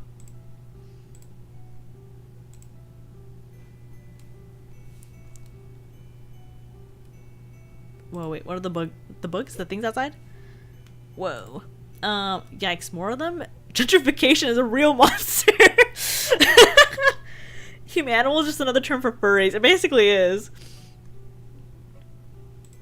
Blistering social commentary aside, you sincerely hope you and your brothers aren't killed and eaten by these eyeless horrors. Oh my god.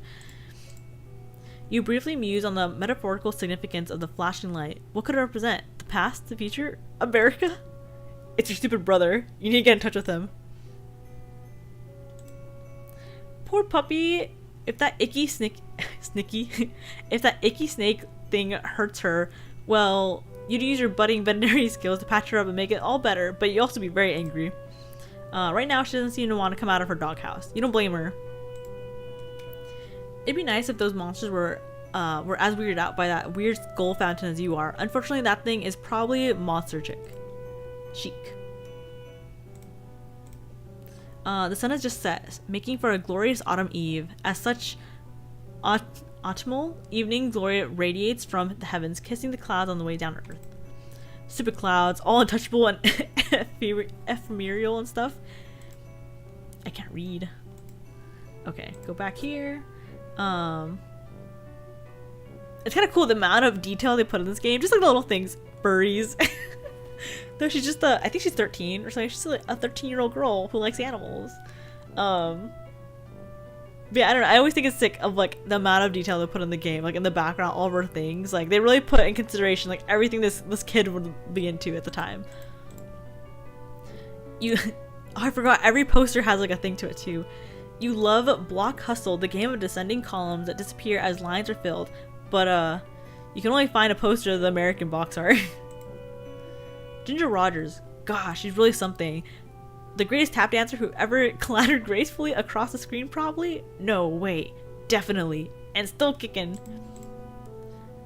The bounty hunter's advice for dealing with monsters would probably be to shoot them, or change their shape, or both at once. She's cool, but pretty difficult to emulate. What could possibly go wrong? That's what Bubsy would say if you were here. He never stopped saying it. You hear it in your head forever, echoing like screams echo across still water. This game is only available in Japan, but there's this kid at school who says his uncle works at the game company, and he says, oh my god, and he says gets to play all sorts of secret games before they even come out here. He runs off his mouth like he has all this insider information and sources inside the game companies, but honestly, you think he's just desperate for attention. I had a kid like that at school, and I got so mad because I was so gullible, and I genuinely thought his dad worked at like the same company that it made like Bakugans and stuff. And I was so mad when I found out the harsh reality. You tend to ignore him and focus on more pleasant things like the super cool poster, Second Mom Rules.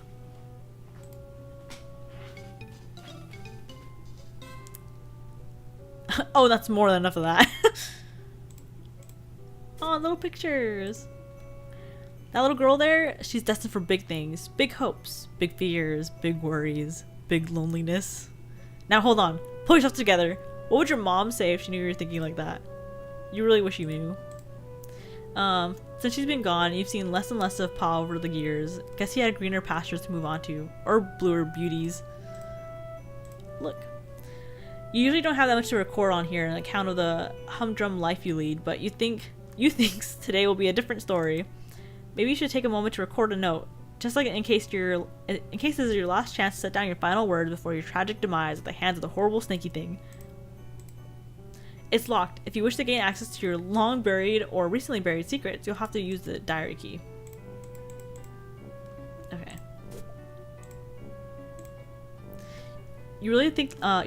Oh my god, you really like this poster, but can't really say why. It's pretty, and you like the expression on the ballerina's face. You wonder if this is what it's like when adults go to museums to look at actual art. You hope so.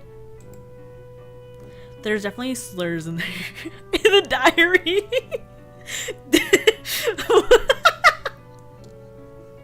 Yeah? Did you write slurs in your diary?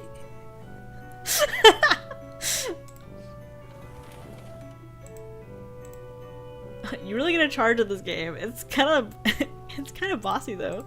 Wait, I forgot if I can play it. Well, sure, why not? After this though, you should really go get a walkie-talkie since you just remembered you cannibalized the batteries from the walkie-talkie to power this game. Okay, that's enough yelling.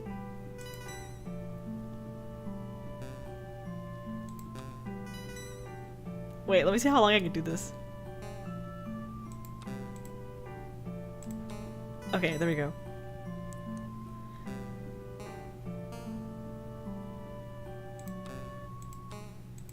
How good is my memory? I feel, oh. Oh, it looks like the green button isn't working. Well, nostalgia satisfied. I might as well scavenge the batteries. Never mind. I was gonna see how good my memory is. The goal of this game is to get four of your color circles in a row before your opponent, who's trying to do the same. You can also theoretically connect 5 if you're kind of a showy jerk. Let's see. Oh my god, I exited out of my game. Hold on. I clicked my other monitor on accident. Oh, wait, was this walkie-talkie always there? Your walkie-talkie, half of a set. Your brother has the other one. Could come in handy. One walkie-talkie. The batteries are missing as you expected. Can I combine these? Success! The walkie-talkie works like a charm now. A charm with battery power. If you feel pretty pleased with yourself. It would seem like you just solved your first puzzle of many. What is sure to be a sweeping adventure full of mysterious brain busters. Then again, putting batteries in this thing isn't technically solving a puzzle, you suppose. It's just overcoming a minor inconvenience that you created yourself using mundane, widely available modern technology. You don't care though. You're counting it. Okay, let's see. Judy there? You alright? Yes. Been covertly signaling the status and requesting yours. Over. You mean the lantern? I don't know the Morse code. Would never use such easily decipherable code. Over. Enemy agents everywhere. Over. Wait. An over. Still unconfirmed vis-a-vis your condition following enemy serpent encounter. Over. Please report bite status. How many and how gross. Over. I'm fine. I'm fine. No bites, you weirdo. But thank you for asking. It was a close one. Great, was worried. Over. That reminds me, after I shut the door on it, I think I heard it clomping off back downstairs. I don't think you should leave your treehouse anytime soon. It might be heading back your way. No plans leaving your current location. Yard crawling with Cryptid Vanguard. Over. Wait out then. Cryptid Vanguard. Cryptid Vanguard? Missing bug. Oh my god. Missing big picture. Over. Okay, maybe a little less obtuse then. Purely defensive posture, tactically suicidal. Monsters likely just a distraction. Could have obscured additional agents on approach. Over. Do you mean like more monsters, or can't discuss on unsecured channels? Can't be certain who's listening. But evidence points to Antares class conspiracy cascade. Over. What? Over. Relieved you're taking this serious. Oh my god, relieved. I cannot read. Relieved you're taking this seriously. Are you totally prepared to begin forward operations? No going back now, Joey. Over. I was making fun of you, dweeb. I'm not going anywhere. Trust crucial on the battlefield, Joey. Hoping presence of monsters has tipped equation away from the typical skepticism. Over. I trust you. Okay, that's fair. Okay, what do I need to know? Your current position is not secure. Large yard facing windows. Location compromised to enemy. Situation rapidly deteriorating. Must abscond to the attic, Joey. Over. The attic? Yes, the attic. Strong door. Well stocked with technical material. Take left out of the bedroom. Go upstairs. Highest room in the house. Over. I know what the attic is, Jude. It was just a weird suggestion. What else is new? More inscrutable ramblings from my treehouse lunatic brother? Don't understand. You sounded confused. Trying to help. Over. Look, just shut up, okay? I'll sneak up there, lock the door, and you can call the babysitter. I feel like she'll know what to do, right? Call our babysitter. Too late to reach her at the lab working day long done. Over. Oh no, you're right. Agreed on both counts. Babysitter capable strifer could help tip scales. Might also convince you to get to safety. Jude, I'm going to the stupid attic, okay? I'm sorry for being mean. Do you have your weapons? Over? What weapon? What weapon? Do you mean my old weapon? What for? Serpents swarming everywhere. Over. You want me to fight them with a flashlight? Don't blame me for being nervous. With high concentration of serpent presence. Must be brave. Your brother believes in you and knows you can beat the serpents. Over. Stop saying serpents. Do you recall where your weapon is? Over? Yeah. It's in the closet. Oh, cool. Okay. Understood. All set then. Over. No, I mean the hall closet. Crap. Over. Yeah, well, I guess I'll have to take your word about all this. You are sure about all this, right? Absolutely, extremely certain. Over. Over and out, squirt. Okay. So the closet. Go over here. Oh wait, I'm dumb. It's in the hallway. I'm so dumb about that. Let's see. I'm trying to think if there's anything else. Change. Wait, I can change outfits? Oh. You can try on some new clothes, but what's a style montage without at least one party offering compulsory reaction shots for each outfit? Who's gonna give you an affirming head nod when you finally nail it? There are important things to consider before you carelessly plunge headlong into a style montage. Can I sneak out? You don't want to leave without writing. Oh, okay. I need the key. Where would the key be? Can I turn the lights on? Whoa, I can. I actually didn't know that. What do we myself animals? They should be pretty safe on the shelf, which is the point of shelves, I suppose. You try to remember if Clarissa ever got any jams like this. You have so much in common. Annoying little brothers, computer in your room, second story bedroom. As much as you hate to admit it, Clarissa's life deviates from yours on a number of versities. Her parents were around. She has a cool friend who was a boy, but not her boyfriend. No monsters in the yard, etc. Damn. She's like low-key sad. You got more pressing concerns right now than a book report you have to hand in on Monday. Besides, none of the books are appropriate choices for a book report, according to your teachers. Your teacher seems oddly fixated on award-winning books where beloved dogs are introduced and then inevitably die. You gotta hate your teacher sometimes. That is true. The microwave? It's easy to make your very own cake or something like that. You were really excited to get one of these for your birthday last year, but you ran out of the baking stuff pretty quick. You could use regular sugar and flour or whatever, but it's not like you have those things just sitting around. Who does, honestly? People with moms, you guess? She's so stuck on like she doesn't have a mom. Can I bake? You're all out of the baking stuff. You're not too busted up about it though. You're pretty tough. Okay.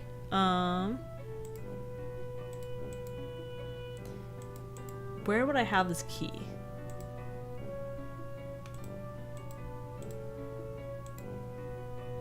Unless, did they say where the key is and I just wasn't paying attention? Let me read it again.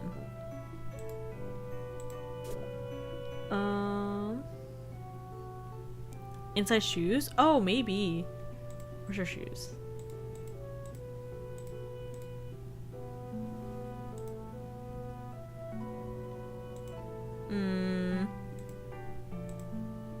Along with ballet, you also study tap dancing. You haven't decided on what you prefer. Ballet is kind of fun, but tap dance is also fun in a different kind of way. You have considered blending the two, wearing one tap shoe and one ballet shoe at a time, but decided to fully master both and earn the respect of your teachers before unveiling your boundary-shattering ballop style to the world. Equip. You add tap dancing abilitech to your technique. Or oh my god, I can't read these words. Yep, those are the words you refer to those concepts. You learned them literally just now. These will help if there's anything you need to shake up or shake off if you're just in the mood to shake it. Cool. Can I do that right now? Oh, I guess not. Okay. Where would a girl put on my bed maybe? This is a raised and cushioned platform. We spent several hours every day unconscious and hallucinating, usually while the majority of the other people on the continent are also doing the same thing. So not on your bed. Oh, maybe here in the stuffed animal? You reach inside the expectant plush canine and puppy sunrise having puppies. Oh, crazy, the keys. You collect the diary key from a plush hiding womb. I don't like this toy. I really don't like this toy. While you're at it, you think maybe you should keep this beautiful heirloom of your mom's close. Just feeling a deep, inexplicable, impossible to ignore feeling. Oh, those dogs are scary. Um, I'm uncomfortable. Yeah, that was a weird toy. I forgot. I genuinely forgot about that. Okay, well now we have the key, so let's just, you know, open it up. Oh, do I drag you over? You unlock and open your diary. Nice. Juicy secrets here. Here you come. Except they're just boring secrets. You don't care. I like your little book though. They're so cute. You usually don't have much to record on account of different humdrum. Oh wait. Okay, right. Maybe something from your past will shed some light on today's terror mysteries. Some little detail mentioned offhand and forgotten, like key kicking off casual cascade of connections that terminate in a catastrophe of snake and monsters. April 13th, 1994. Dear Diary, no hum. Nothing much happened today. I try to make some new friends at school to maybe expand our social circle beyond just me and Jude's friends all the time. Wait, is that weird to call my brother's friends my social circle? Oh, well, you know what I mean, Diary. I don't have any friends that I can really call mine, so I'm trying to branch out. I guess it's better than calling them my web ring. The kids at school are jerks though. They call me a poser when I try to talk to them about games that I like about stuff. Between you and me, I think a bunch of the kids at school might be evil. Jeez, now I'm sounding all paranoid like my brother. They're just up to no good. I can feel it. Joey. That's sad. This new Andy and Lele game is weird. June 12th, 1994. Dear Diary. Whew, the first day of summer vacation. I can't wait to get a break from all those clowns at school. Sometimes I think what I really need is vacation from humanity. Joey. October 25th, 1994. Dear Diary, I can't believe I haven't recorded an entry since the beginning of last summer. Needless to say, I've been back to school for a while now. Next summer can't come soon enough. I came home to a drunk babysitter again. Today, I'm sure some quality adult supervision we youngsters are getting around here. She means well enough though. Haven't heard from Pa in weeks. Last we saw of him, he popped in the house to drop off more stupid mummies and globes or whatever, then skipped off to go on more adventures. What a bozo. Also, how lame is it that he made us call him Pa instead of Dad while we're growing up? I miss Mom. Aw. Alcoholics, my beloved. I think, to be honest, this drawing right here, this lady, that's Roxy from the comics. So I think this is like a separate timeline of like the comics, but following like the same like start of the timeline of the comic and everything. Roxy's like a major alcoholic. She's like drinks all the time. So to see that she's the babysitter, like Roxy's really cool. She's a nice person, but she just drinks all the time. If this is this would be the last entry in your diary, then by gum, you're going to scare the bejesus out of whoever finds it once you're snake chow. She's like me. She's just like me. November 11th, 1984. Dear Diary, forgive my hasty and nervous scribbling. I'm kind of scared, but maybe also a bit excited. Anyways, I can't talk much now. There's a sly and cunning monster on the prowl, possibly hungry for kid meat too. So I've got to... Okay, I don't have a darn clue what I have to do, but I'll fill you in later once I do it. Joey. Satisfied, you done your duty vis-a-vis posterity? I can't read. In case of the worst should happen, you relock your diary and hide the key again. Safe and sound. If writing a diary is about tactics, please share it over. I'm hanging up now. Not a phone over. Click, dial, tone. I can see you through the window. You're making sound with the mouth over and out. Okay. So now I can leave. Perfect.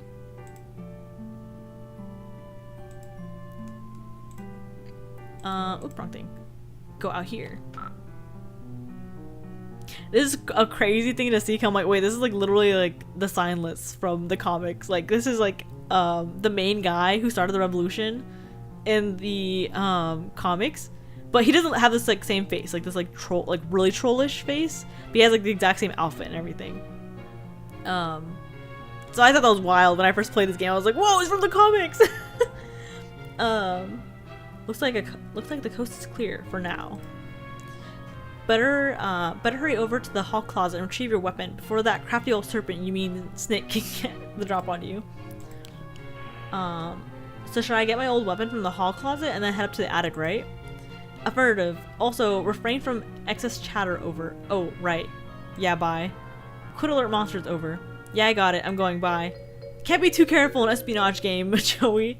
Silence golden over. Jude, shut up. Remember one time on training mission? Couldn't keep my trap. Who boy really couldn't keep my trap shut. Who boy really landed us in a pickle over. You've never had any training. I'm turning off the walkie. Bye. Over and click.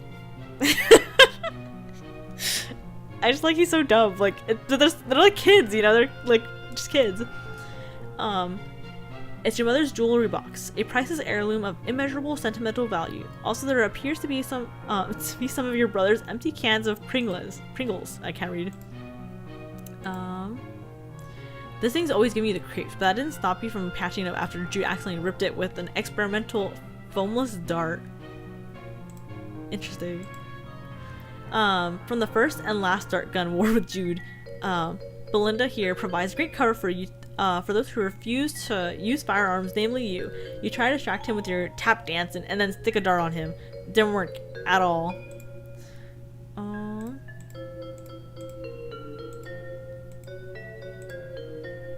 Look.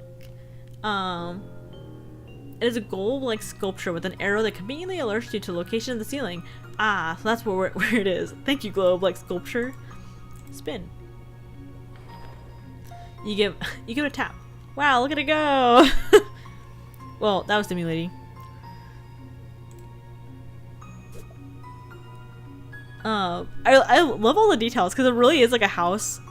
If it was just two kids, like two like little kids, just like went crazy at it, you know. June insisted that the terrifying horse was being abducted. Your counter argument completely schooled him. This painting now commemorates your triumph and particularly special equine nativity. I will say though too, this comic, like in general the comic and the series use big words sometimes and I struggle to read them. Oh, the attic's up there, okay. Exit.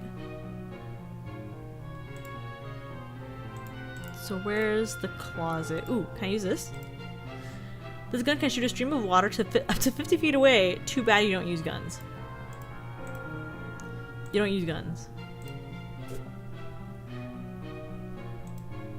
This lady was just hanging out in her altogether. Oh my god, wait. This lady was just hanging out in her altogether, which, you mean, who are you to judge? Except maybe it made you slightly uncomfortable, so you turned her up a little. You feel kind of silly about it now, but whatever. You were like 8.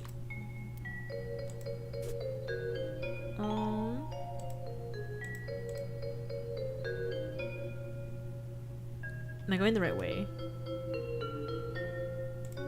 The Mothman. Oh, this Jude's room, probably. This door is this door is to your necrotic dork. Neurotic, not necrotic, that's the wrong thing. Neurotic dork of a brother, maximum security bedroom. He keeps it locked up tight because of all the silly conspiracy work he does in there. You sincerely doubt you'll be entering this room anytime soon. But really, why would you even want to? It's full of nerds, stinks.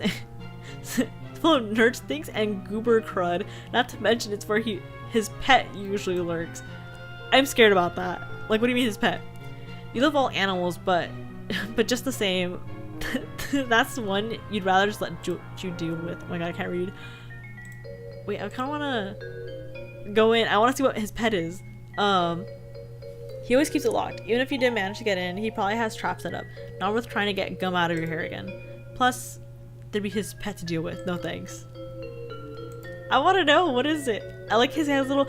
Oh, he has a hamster. I think something like that.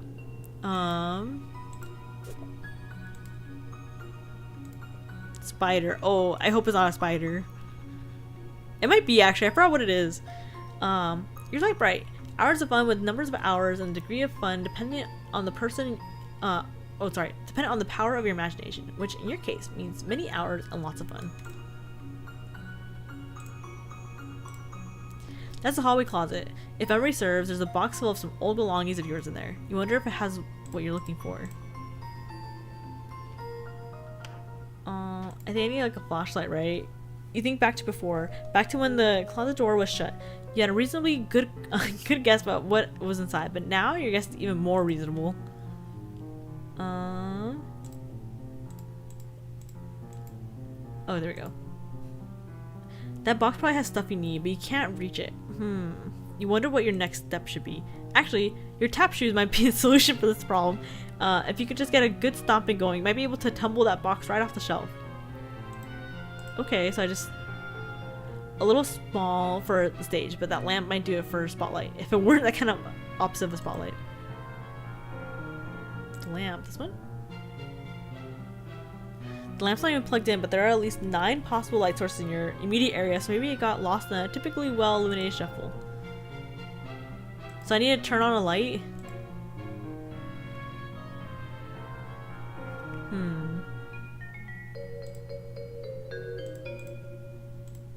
Can I just search it, maybe? Okay, I can't reach it. Okay.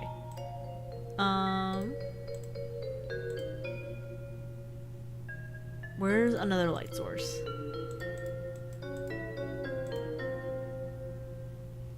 A lamp. Am I dumb? Did I not just see a lamp?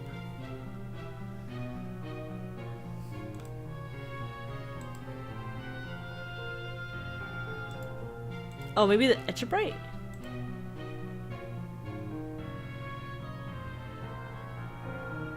Okay, maybe that'll work, right? Okay, and then I use these ones.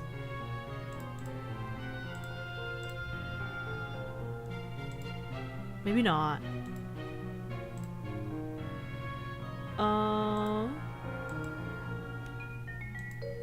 What other lights around here? Did I just... Do I plug it in?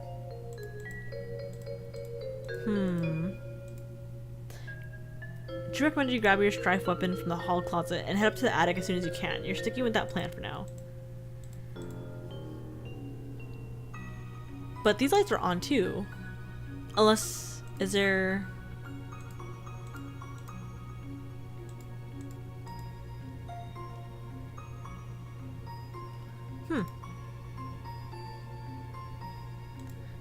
I think I'm stuck on this part. Let's see. Because if I can't use my... I'm assuming, right? Like, I drag this... Or I put it on my feet, maybe. Oh, I'm so dumb. I just had to do that. Hehe. Kuma's not your kind of game. To be honest, I played this game with like a friend originally, like when the game first came out. So I think he helped me a lot. Look. Wonder what's stashed in there. Nothing fragile, you hope.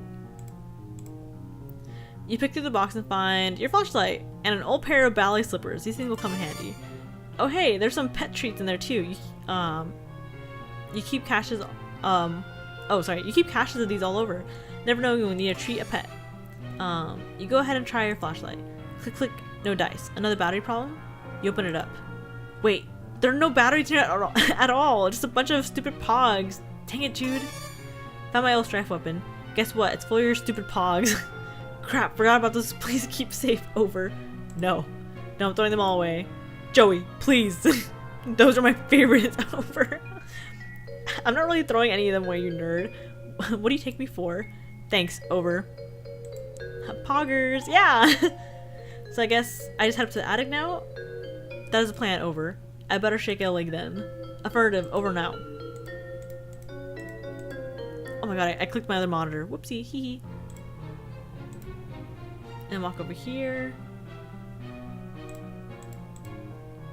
Should I search anything? A bunch of stuff that should be moved to the attic. There's some toys here too that you don't play with much anymore. Basically a pile of useless trash.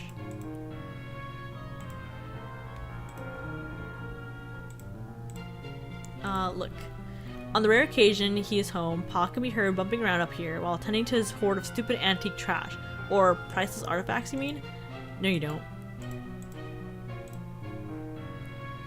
It's locked, but you need to get here as soon as you can. You peer through the keyhole. Whoa, kind of spooky.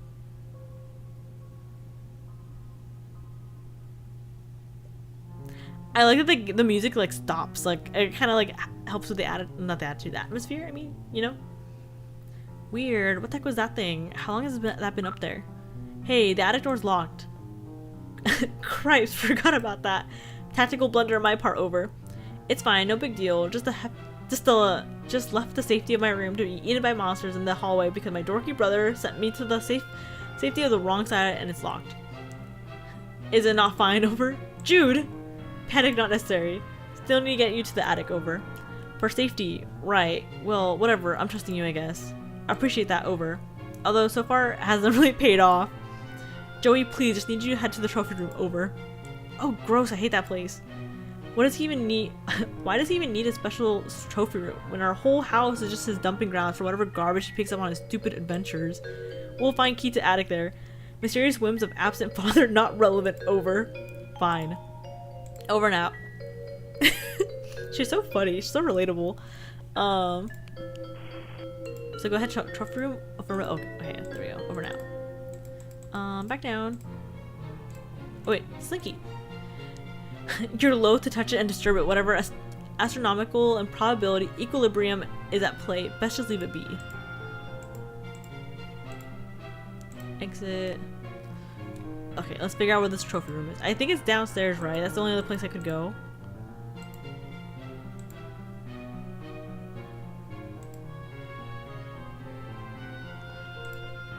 Some great photos and portraits of your mostly great family. You just gotta take a closer look. Aww, look how cute they all look. Let's see. Ooh la la. There's mom looking like Tress glamifique. When you grow up, you hope this is what mirrors will look like. I like how plain the dad is. I'm pretty sure the dad is Jake from the comics too. I'm so sure. Mom is a picture of grace and radiance, and Pa is just Pa. Seriously, has he ever changed his look? Sometimes you wonder if he was born with the spectacles and a mustache, or at least one of the two. Pa used to be great with animals. You wonder what happened? Maybe a betrayal? No, impossible. Look how good that dog is. That dog would never betray. That dog never betrayed anybody in his entire life. You would stake your entire reputation on it. The whole thing. The dad is secretly Toby Fox. Literally, as you said that, I heard like the Megalovania music in my head going doo doo doo.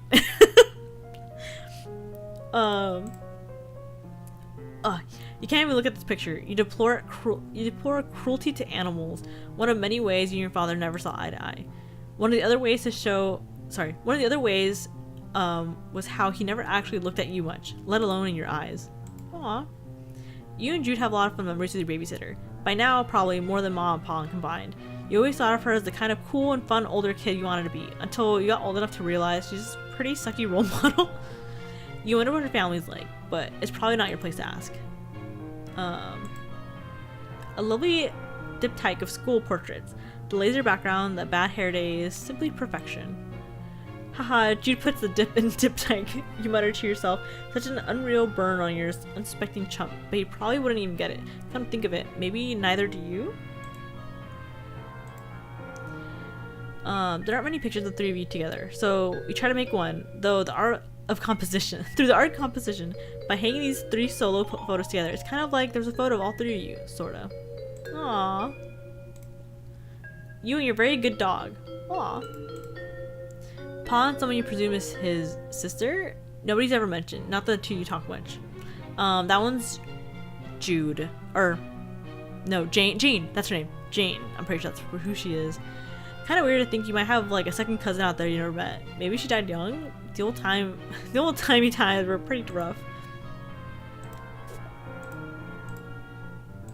Let's see. Can I keep going down? This guy, what are you so happy about anyways? His expression probably made more sense in the original context. That is to say, whatever tomb or temple or whatever your pa plundered him from. Oh, there goes power. Well, it seems like power's out. That'll make the trophy room quite the adventure, which is to say, not quite the adventure you wish you were having right now. Well, it would seem the power's out. Classic psyops over. What? Credit where it's due. Best way to destabilize countermeasures. Leave you in the dark. Literally over. Not literally. It's still like late afternoon. I can see fine. Should have no trouble getting to trophy room then. Over. Fine then, Mr. Mission Control. Yes, great. Over now.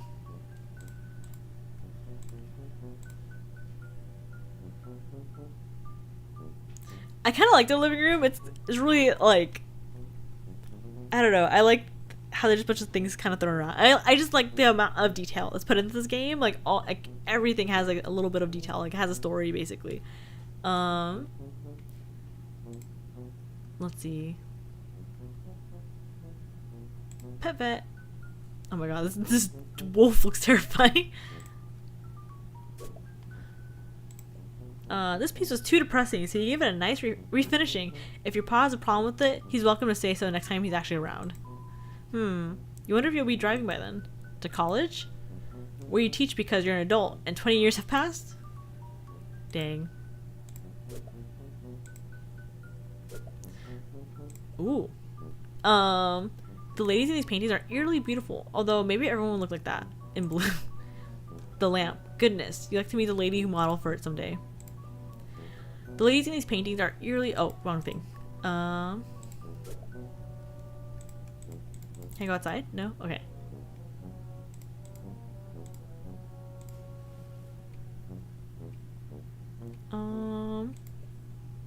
Boy, your paw really gets inventive. There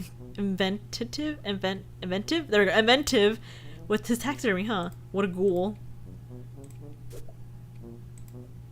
You've always enjoyed this painting, particularly because the line looks so alive.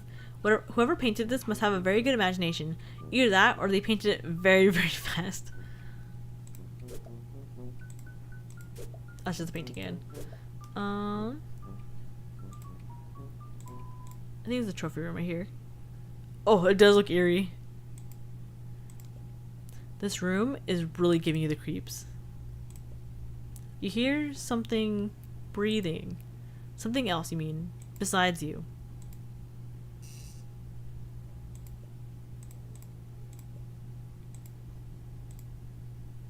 Can I... Oh, I have my... Wait, no, I don't have the flashlight. You're gonna need to add some D-cell batteries if you want this flashlight to serve you any purpose other than emergency POG storage container. Can I... Oh, it doesn't seem to be working. You're even more creeped out than you already were, which was severely... Can I... Okay, so I can't do anything here just yet. I need to find batteries. Just as you pass in the living room, pulling the door shut behind you is shuddered as something heavy and wet slammed against it. Slammed against it from the other side. I can't see anything in the trophy room. It's way too dark. Odd. Rest of the house navigatable? Over. Consider utilizing flashlight? Over. You mean the one you filled with your pogs? That flashlight? Joey, please, over. No use dwelling on the past, over. It doesn't matter anyways. Something's blocking the door to the trophy room now. Something? Over? Yeah, I'm not sure what. Strange. For now, I recommend focusing on restoring power before the sun sets completely. Over. Oh, geez, you're right. Okay. I'll do that. Thanks for the reminder. Need electricity to retrieve key anyways. Over. What? Can't discuss. Over. Unsecure channel. Over and out. Okay, let's see. What's out here? Oh, it's the kitchen. I can take the batteries from this. The sound you've heard since you enter the kitchen grows louder as you approach. The awful static is nothing like you've ever heard and want to go back to not hearing it as soon as possible. You turn the radio off. Look. The radio is clearly, although weirdly, functional despite not being plugged in. You might be onto something here. You open the battery compartment. Get batteries. Jackpot. D cells. You can never have too many batteries. Never too many in different sizes either. Rumbo? Your babysitter has just... Oh, it's alcohol. Wait, right? Or no. Your babysitter has just really atrocious taste. You're only 14. Even you can tell it's just really crummy. Oh, she's 14, not 13. Let's see. You visualize all the delicious items that can be in the cool embrace of the refrigerator, but are not. Aw. It's empty. Food shopping has become more sporadic as late. Turns out tipsy babysitters are fairly bad at responsibilities. Okay, never mind. Screw the babysitter. Rum sucks. The power is off oh my god. The power is off and such your fax machine is basically useless. This is an unacceptable state of affairs. Look, you're not saying you never have home cooked meals. Your babysitter is pretty good chef. Like, oh my god, your babysitter is a pretty good chef. Even there we go. Just well, none of you like doing dishes. And the nice thing about takeout is you can just eat it right away out of the box and then throw the box away. Of course, none of you really like taking out the trash either. Ooh, I can look outside. Look.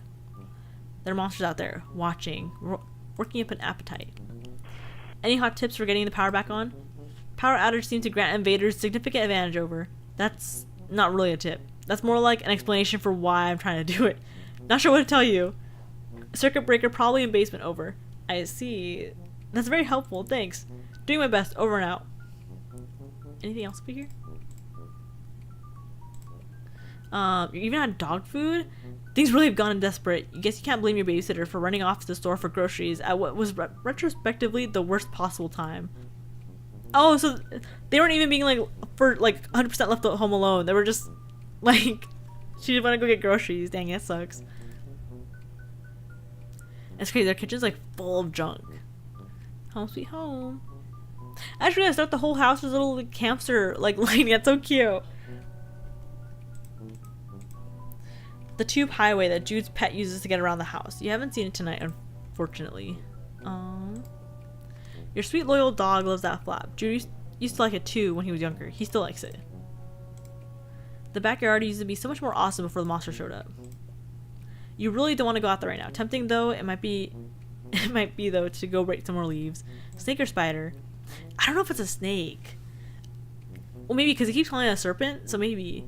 The struggle of monster brother leaf pile enthusiast. You keep meaning it's our design. A zine. Okay, well, oh, actually let me combine the batteries with the flashlight. And then, oh, I missed the text, that's okay. With your flashlight fully functional and it fits, oh my god. With your flashlight fully functional and in fit fighting form, you feel significantly better equipped to handle the most low light environments and also to beat the bejesus out of any of these creeps that get too close. Although that's the last resort, of course. Okay, you try the knob. It turns easily, but it won't budge. Something's blocking it. Something heavy. You guys will come back to deal with this after you get the power back on. Okay, so I have to go to the basement now.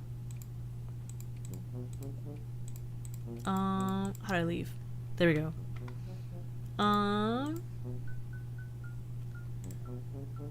Would basement be around...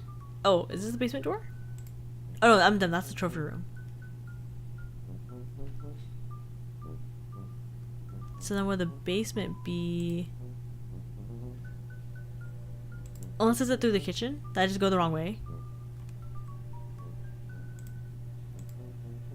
That's the front door. Oh my god, I keep clicking to my other monitor and it keeps like exiting oh my god, exiting me out of the monitor of the game. Let's see. This is the kitchen, right? That I went to, and the other one's the trophy room, so then... Oh, I can't walk more. Okay. Is this the basement? Spooky! I thought for a second I saw something move in the background. Your babysitter sometimes cracks into your pa's special reserve, and she tends to do it down here, so you don't see. You aren't really sure what to say about it, or if you even have any business saying anything about it at all. Forgotten ski stuff. No basement is complete without it. And you're extremely limited experience. Oh, this is probably weird. Look. With your pa's strange affinity towards the Betty Crocker brand ever apparent, this musty old junk mainly consists of all sorts of cooking implements, ranging from the familiar to the enigmatic. Really now, you can tell with the... Oh my god. You can tell what a whisk is for, but sometimes... Oh. I don't know why, I'm struggling. Like, in my head, I'm forming the sentence, but then I'm reading it, and it's not there. But some of this stuff just downright unethical. Also, in your way, you can't reach the circuit breaker. Okay. Try move one box, and the whole pile is liable to come tumbling down on you. You need to find some way to get them all moving at once. Shake them up somehow. Control tumble. That's the ticket. Oh, perfect. I know how to do that. Oh, wait. Okay, perfect. I didn't know if they tumbled all on me or not for a second. Perfect. Flip the breaker. Kumo, I think you have a speech impediment. Do I? I probably do. I think I do have a speech impediment. I flip the breaker and...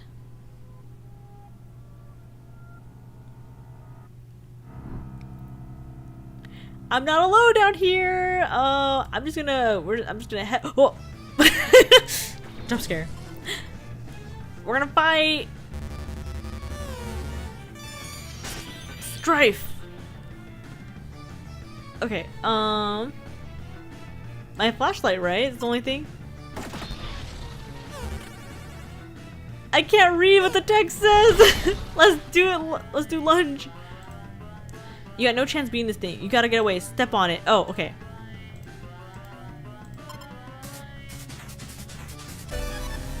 Hot step in.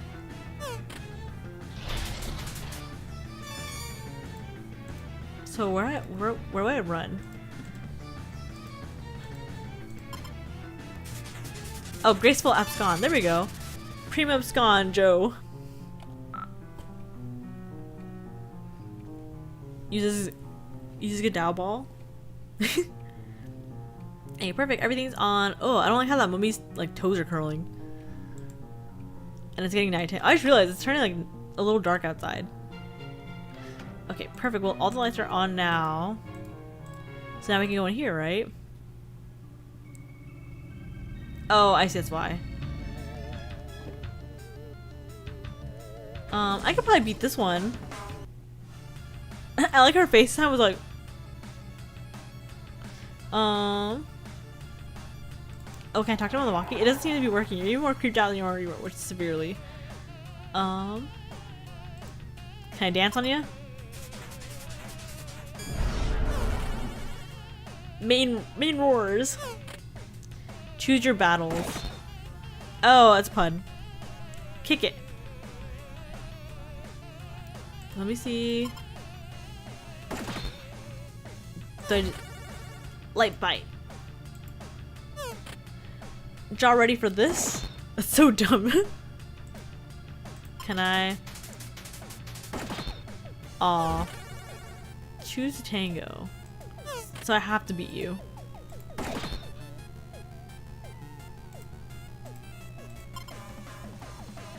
Here, I'm gonna eat a strawberry real quick. Hopefully you guys don't hear me chew.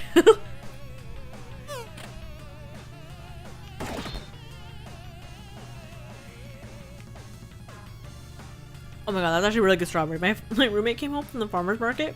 That's actually very, very sweet.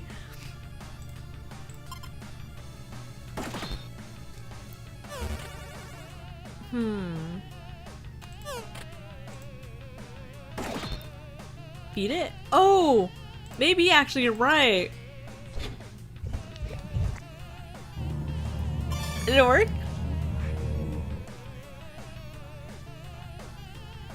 Oh. Maybe the pogs. Can I use pogs? The pogs didn't do shit. Okay.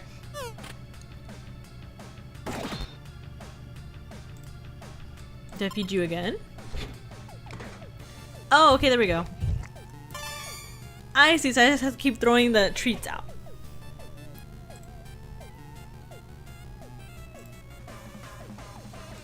Do I... Time for the dessert?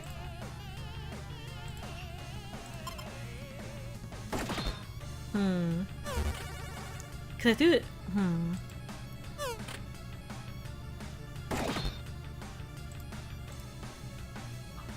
Am I not doing this part right? I just throw it, right? Oh, okay, there we go. I was like, do I have to throw it at it, or like away from it? Perfect, we did it! Easy puzzles. Dang it, right when I chew a bite out of strawberry, the text comes up.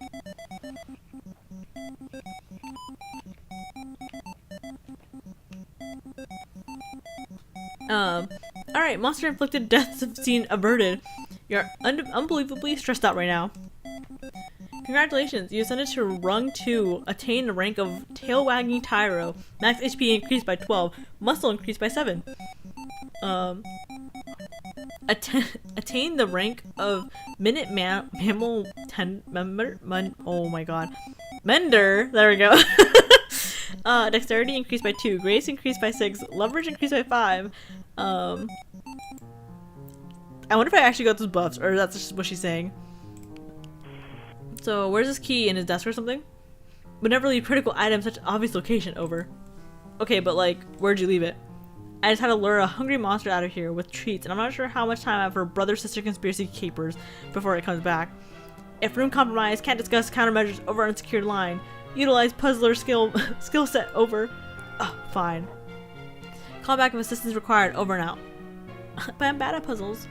Get the swords and go full weeb. Oh my god, you're right. There's a katana. You have no idea what to do with it. Wait, maybe we'll just throw it away. Never mind, we can't be a weeb here. As if being dead weren't bad enough, your paw replaces eyes with some creepy glass orbs. The light refracting and their facet stare gives you creeps. But are you crazy, or is there some light reflecting off his antlers too? Maybe it bears closer examination. Can I look at you? There we go. Look. There's something odd about the antlers. You can't quite put a finger on it. Or can you? Maybe in a literal sense? Whoa, that sure did something. Perfect, okay. Dude, I can't make heads or tails of this thing. What thing? Over. I turned on a laser, but that's it? Nothing else is happening. Thought you were a puzzle master. Was wrong, it seems. Over. Hold on. Over. Believe this calls for burns. McGruff Prime Dog experienced trouble? Unbelievable. Over. Wait. Disregard previous burn. Superior burn formulated. Ace Ventura Pet Detective. Please respond if ice required. Over. Pretty good burn. Okay, that's a pretty good burn. That was solid, unanimously. Forgive me if boundary overstepped. Have been informed mildly contentious, there we go, contentious banter, cornerstone of squad camaraderie. Over. Yeah, it's fine anyways. How am I supposed to solve this thing?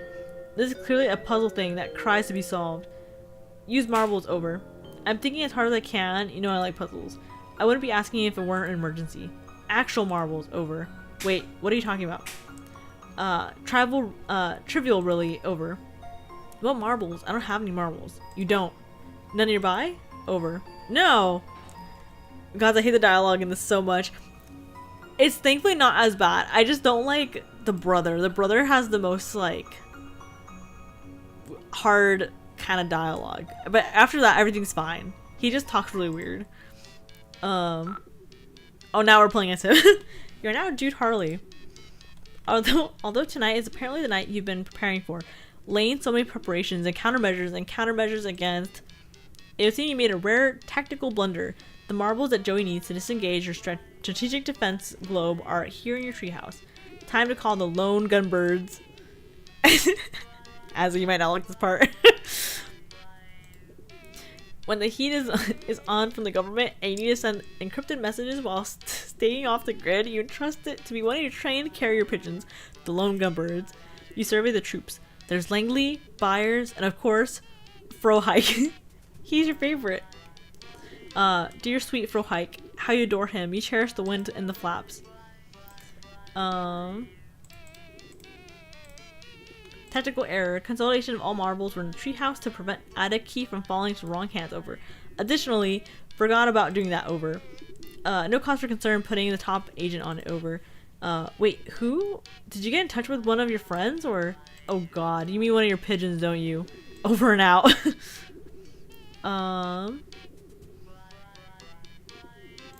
Let's see. How do I use your pigeons? Oh, I have to get the marbles first, huh? Where?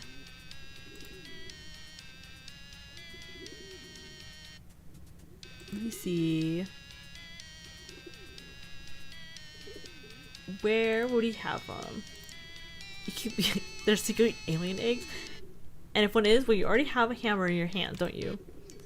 This chest? Oh, look, the perfect place to store your flares, as one of them is also where you keep your beepers, but you really don't want that to get into that right now. Oops, open. You retrieve the cache of flares you were keeping in your metal chest, combined with flare gun, their tactical treasure. The worst part is that he looks like me when I was a kid. Really? It's okay. Thankfully, he's not really in the story much. The story is mainly revolved around Joey. Okay, I need a flare gun for that one too. I'll just equip it. The chamber is empty because you observe proper flare gun safety protocols, but maybe you should load it because you also observed some scary stuff this evening. Breath held, hand steady, you carefully load the flares into the flare gun. There's no going back now. The genie's out of the bottle.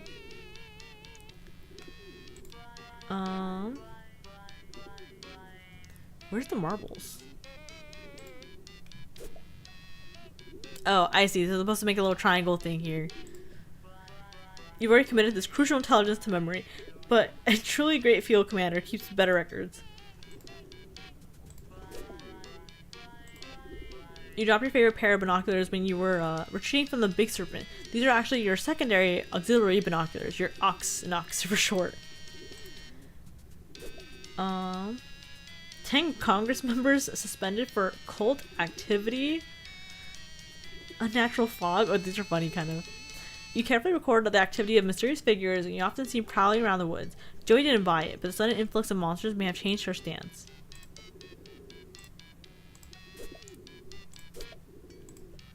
This thing. Talk about an enigma. One day you'll figure out what it does. Why certain shady characters want to get their hands on it so badly. You have some theories, of course. Only a few of these are actual liquids. Unfortunately, those are also the ones with whose contents you don't precisely exactly 100% remember with total certainty. You're not saying some of them are urine, but you're not saying none of them are urine. Oh, that's fucking gross. That's disgusting. Does he get killed off? No, he doesn't. This game just kind of goes from Earth to another place, basically. A lantern. Use your Harley standard. Let's see. Egress. Look, if you're just gonna, if you were just your count, oh my god, if it were just your count on the line, you'd be on that hatch, down the ladder, and blasting monsters in seconds. But Joey's counting on you, and you got to get her a more defensible position before you even consider heroically abandoning your own.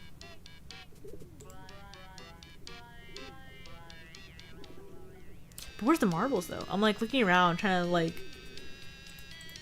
are they in the drawer? Oh, they are. Okay. So I think I need one blue and one red. Get pouch.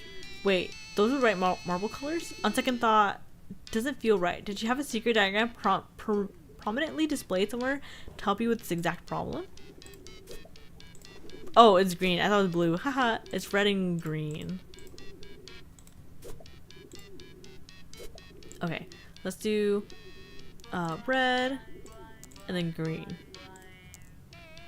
And then a carrier pigeon couldn't possibly carry that much weight. Better stick with 2 marbles. Okay. Get pouch.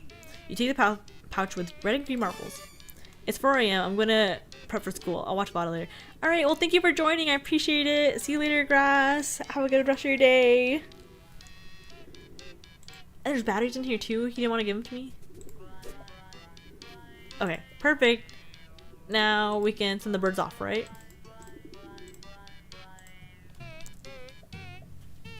Look how cute they are. I love the birds.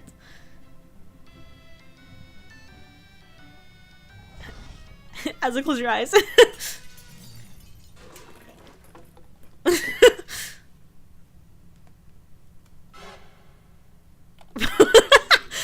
That was like his favorite bird. Okay, one more time.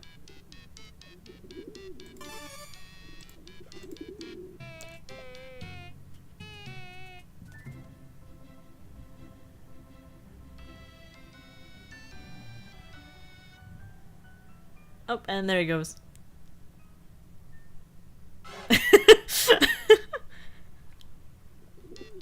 Alright, last time the charm. Your hands are definitely not shaking as you pluck 2 more marbles from their safe, cozy compartment in the drawer and drop them to the depths of the pouch waiting, leathery maw. Langley the coward, Langley the blackguard, Langley the unspeakable. 1,000 deaths, 1,000,000 deaths, infinitude of deaths will not be enough. Langley worm-hearted, Langley bile blood, Langley. You hate him with everything you are and ever will be. Langley. This fucking kid just has this grudge against this bird for whatever reason. Also, I'm very convinced that whoever wrote Homestuck at the very least read 1984. They might have. Also, June reminds me so much of a kid 1984.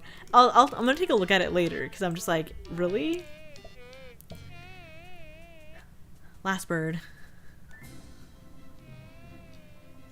I like how nervous he looks too and everything. Yay!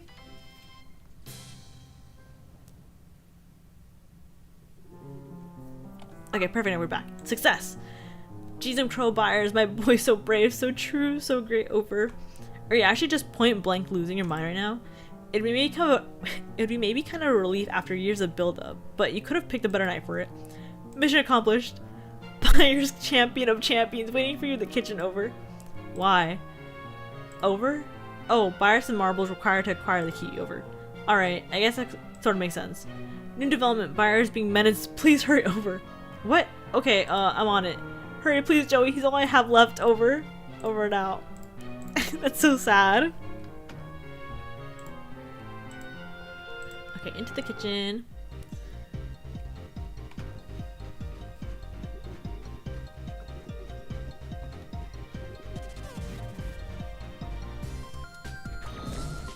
Alright, let's see how I'm gonna do this. Can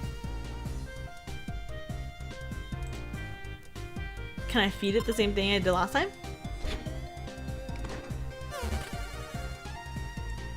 What if I... Oh, if I throw the pogs at it?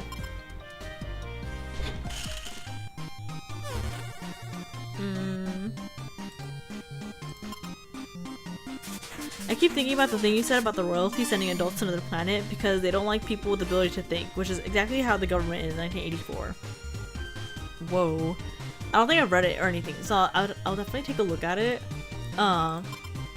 Is it also like... It's a book, right? I think, correct?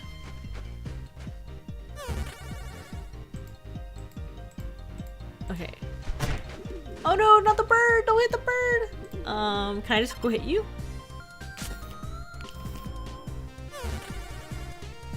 Yeah, it's a book. Okay, I'll definitely take a look. I'll like read it. I'm pretty sure it's one of those like high school books you read, like the high school level books. I never read it. Oh wait, is there something over here?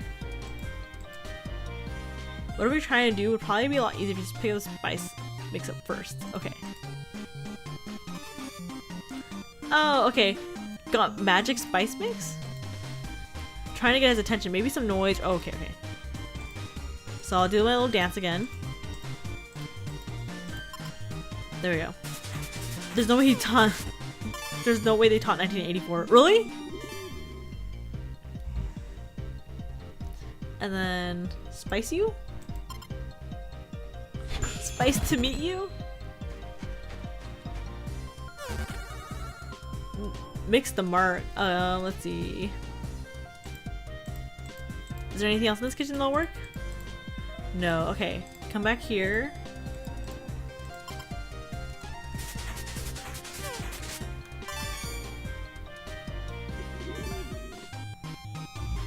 And then I'm gonna, can I just hit you?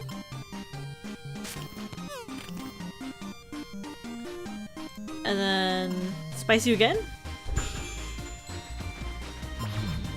Okay, there we go. Perfect. Oh my god, I just killed it with spice mix. I think I remember something about people in London saying 1984 could be influential as a communist man. Really? Huh.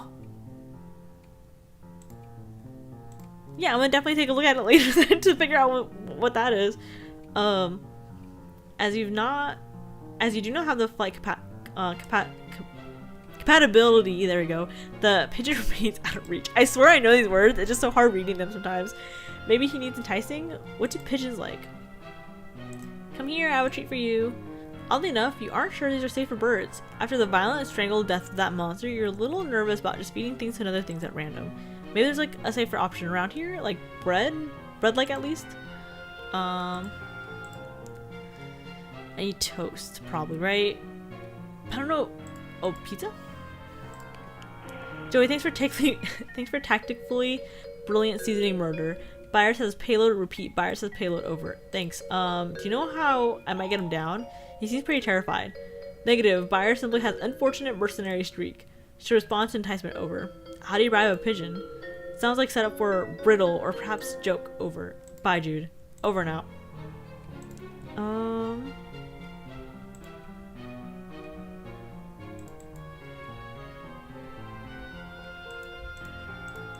Let's see. Is there any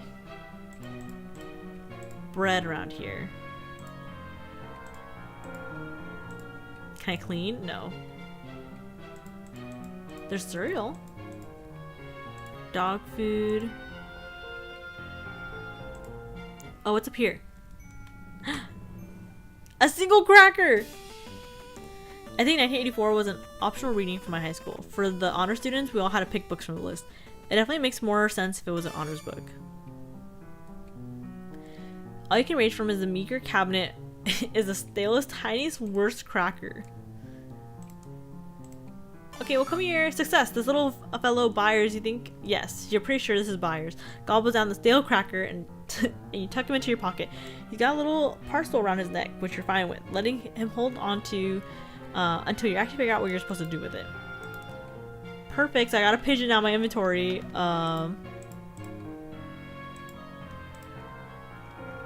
And then just go over here. Put it there. Discard the pouch. Wait, what an evening it's been. Spin this, maybe? Your pal loves globes. I would say gloves. Your pal loves oh my god. It's because paw's right there, so I want to say gloves, because paw gloves. Your paw loves globes, no bounds. But you don't recognize any of the contents on this one. You have a better idea what you were looking at. If you could read these scribble labels, all you can make sense of is the X mark. Could it indicate treasure? You got what you seem to be the attic key. Okay, perfect. Oh. What happened? Oh no! I mean, you know the strawberry.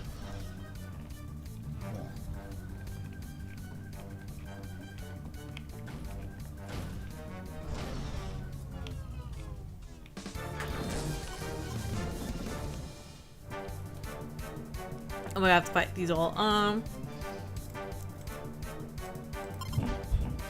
Hey, wait. Oh!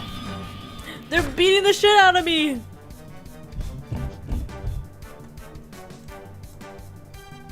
Do I just die here? Joey's currently knocked out, and there's nothing to say about this brute squad. Maybe someone else can help you. Oh. Can I can play as, Jude. Ooh, I know what I can do. I'll shoot them. The good old American way. You know, things have taken a dark turn, but you frankly feel a little sick that you have briefly compelled to do such a thing. You take some deep breaths and shake your head. Keep it together, Jude, old boy. Shoot. I can shoot him, right?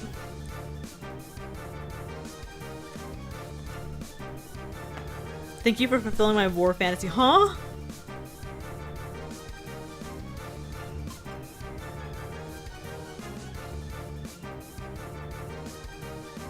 Oh wait, could you guys hear me chew? Is that why you said that? I'm so sorry if you did.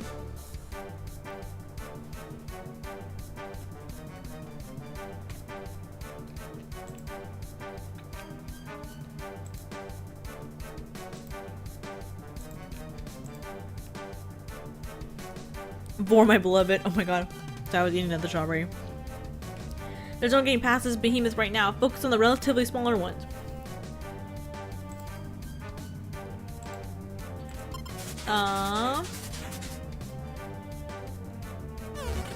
No vacancy. Okay, did I flash them? Oh, nice. No excuses.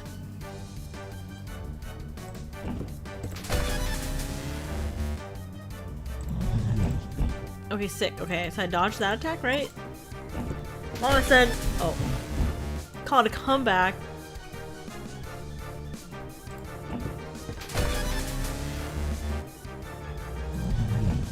Oh, and then I go back to Jude. Okay.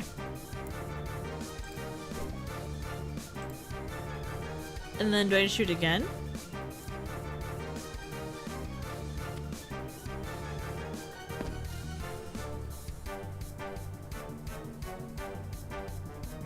That's crazy. I'm just shooting flares at my home. By the way, on the screen, chat isn't updating. What? Oh, you're right. It says it's like on the Toby Fox. Dang it. You know, I still don't know how to like change that when it freezes like that. Actually, maybe flashlight?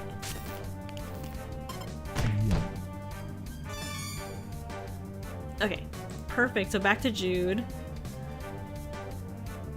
What'd you do to my bag? You heard me. Okay, one more time. You're right, it's stuck on Toby Fox.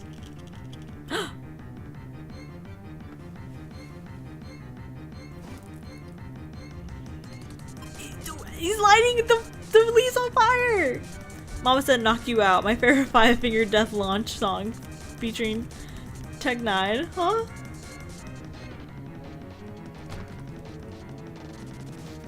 I love how they all just kind of run out. Like they were like, oh haha. Like, look at the fire. Okay, up to the attic.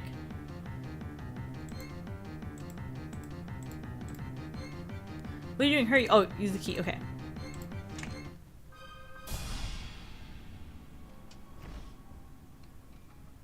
Oh, and there goes the key. I'm locked in forever.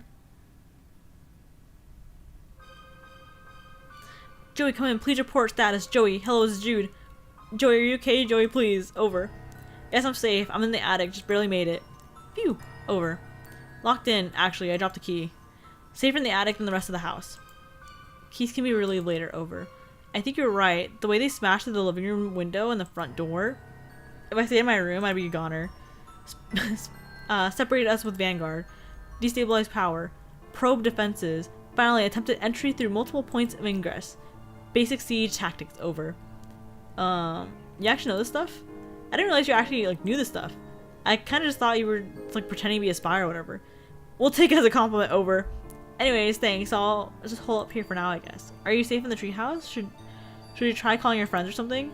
Didn't want to risk their involvement. Always a gamble engaging soldiers of fortune. Maybe time. Remain secure location. Ignore object under current. Over. I'm not gonna just ignore that. Joey, please. Over. Wait, it's a big mysterious thing under a beguiling fluttery current. I have to at least peek at it. What is it anyways? Data insufficient to determine. Over. Well, I'll let you know when I find out. Joey, don't. Tactic. Seriously. Nth. Pen.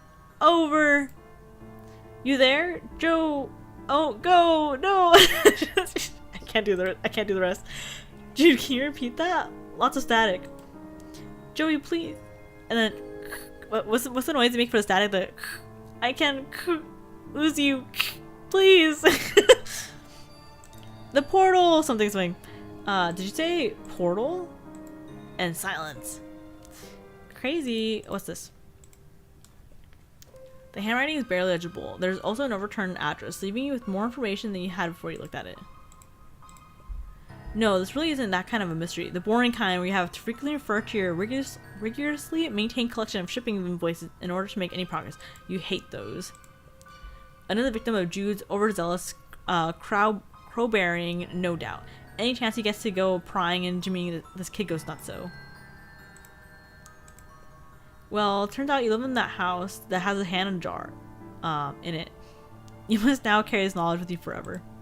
Can I give it a high five? You left them hanging long enough. In fact, you start to grow desiccated hand in the jar. You begin to suspect that in the time for you to break open this jar and slap an anonymous dead hand against your own alive hand has tragically passed. The world's in crisis. If only Captain Planet were here, then the monsters could eat him and you could escape while they were distracted. Okay, well, what's over here? Minecraft Nether portal. Oh my god, it's the Minecraft movie. We're gonna meet Minecraft Steve. Since he got his first best shotgun, this one fell out of favor and now primarily functions as a home to a thick layer of attic dust. Meanwhile, its favorite brother is living out a shotgun's daydream in the hands of your paw. There's no chance you're going to pick up this gun, and you certainly aren't going to lock and load anytime soon. It just isn't going to happen. This is less creepy than the hyper-muscle horseman fountain in the yard, but that isn't really saying much. Disguising your identity and impairing your vision wouldn't really help matters much. You're pretty sure the monsters are going to eat anybody they meet. Can I wear one? Disguising... Okay, never mind. So I guess I'll go forward to the portal. I hope that movie makes 1 billion in theaters so that we can have a decade full of movies on the same quality as the Minecraft movie. I don't know if I want to watch the Minecraft movie, to be honest. I feel like it's going to be really bad. I'm like, low-key, I don't think I'm going to watch it. I have a group of friends that we love to watch like really shitty movies, and I think that's too much. I don't think I'm going to go watch it. You can't avoid noticing the drape rustling around, although you really wish you could. Better see what's under there now, though, before it gets to drop on you. Remove.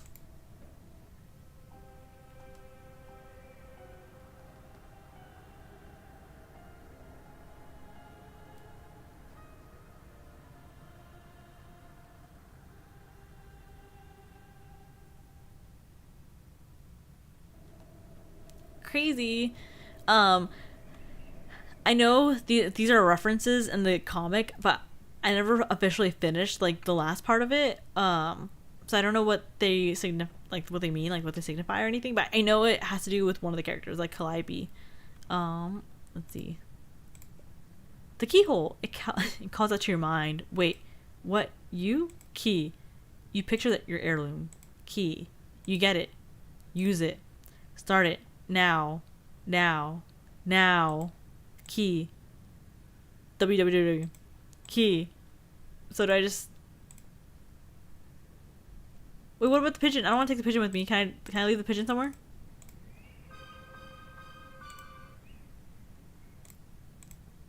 I guess I can't. Okay. Myers picks up the treat with his beak and after a moment spits it back in your hand. Evidently, he doesn't care for the taste. Either that or this bird is literally too dumb to know what food is. Ooh, can I put... Nah, they're already irresistible. Too much to pretty much all animals. Why gild a lily? Okay, well I guess I'll just use the key then. Yes, definitely. Yes. Jeez, wow. Yeah. You want to do that. Just... Why is the wording like that? 3 hour mark. Those are those are personas now. 3 hour... Whoa, 3 hour... I can't talk right now. 3 hour mark. I'll probably finish streaming around like 2-ish, I think.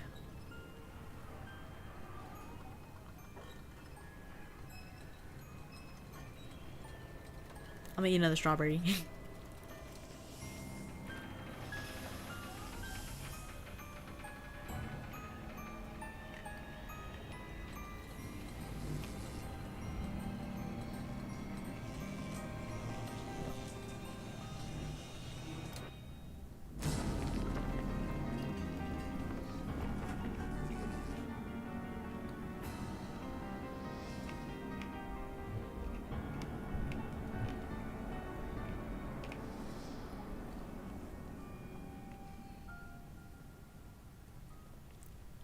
And that's the first chapter of the game.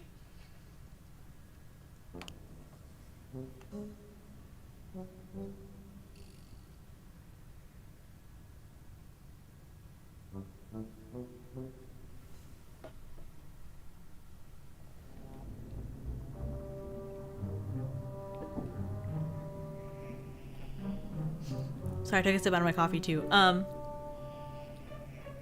Whoa. So yeah. The first chapter of this game is literally just her trying to get to the attic. After that, everything's on this planet. Cool thing about the game, maybe not cool because it's taking forever to come out.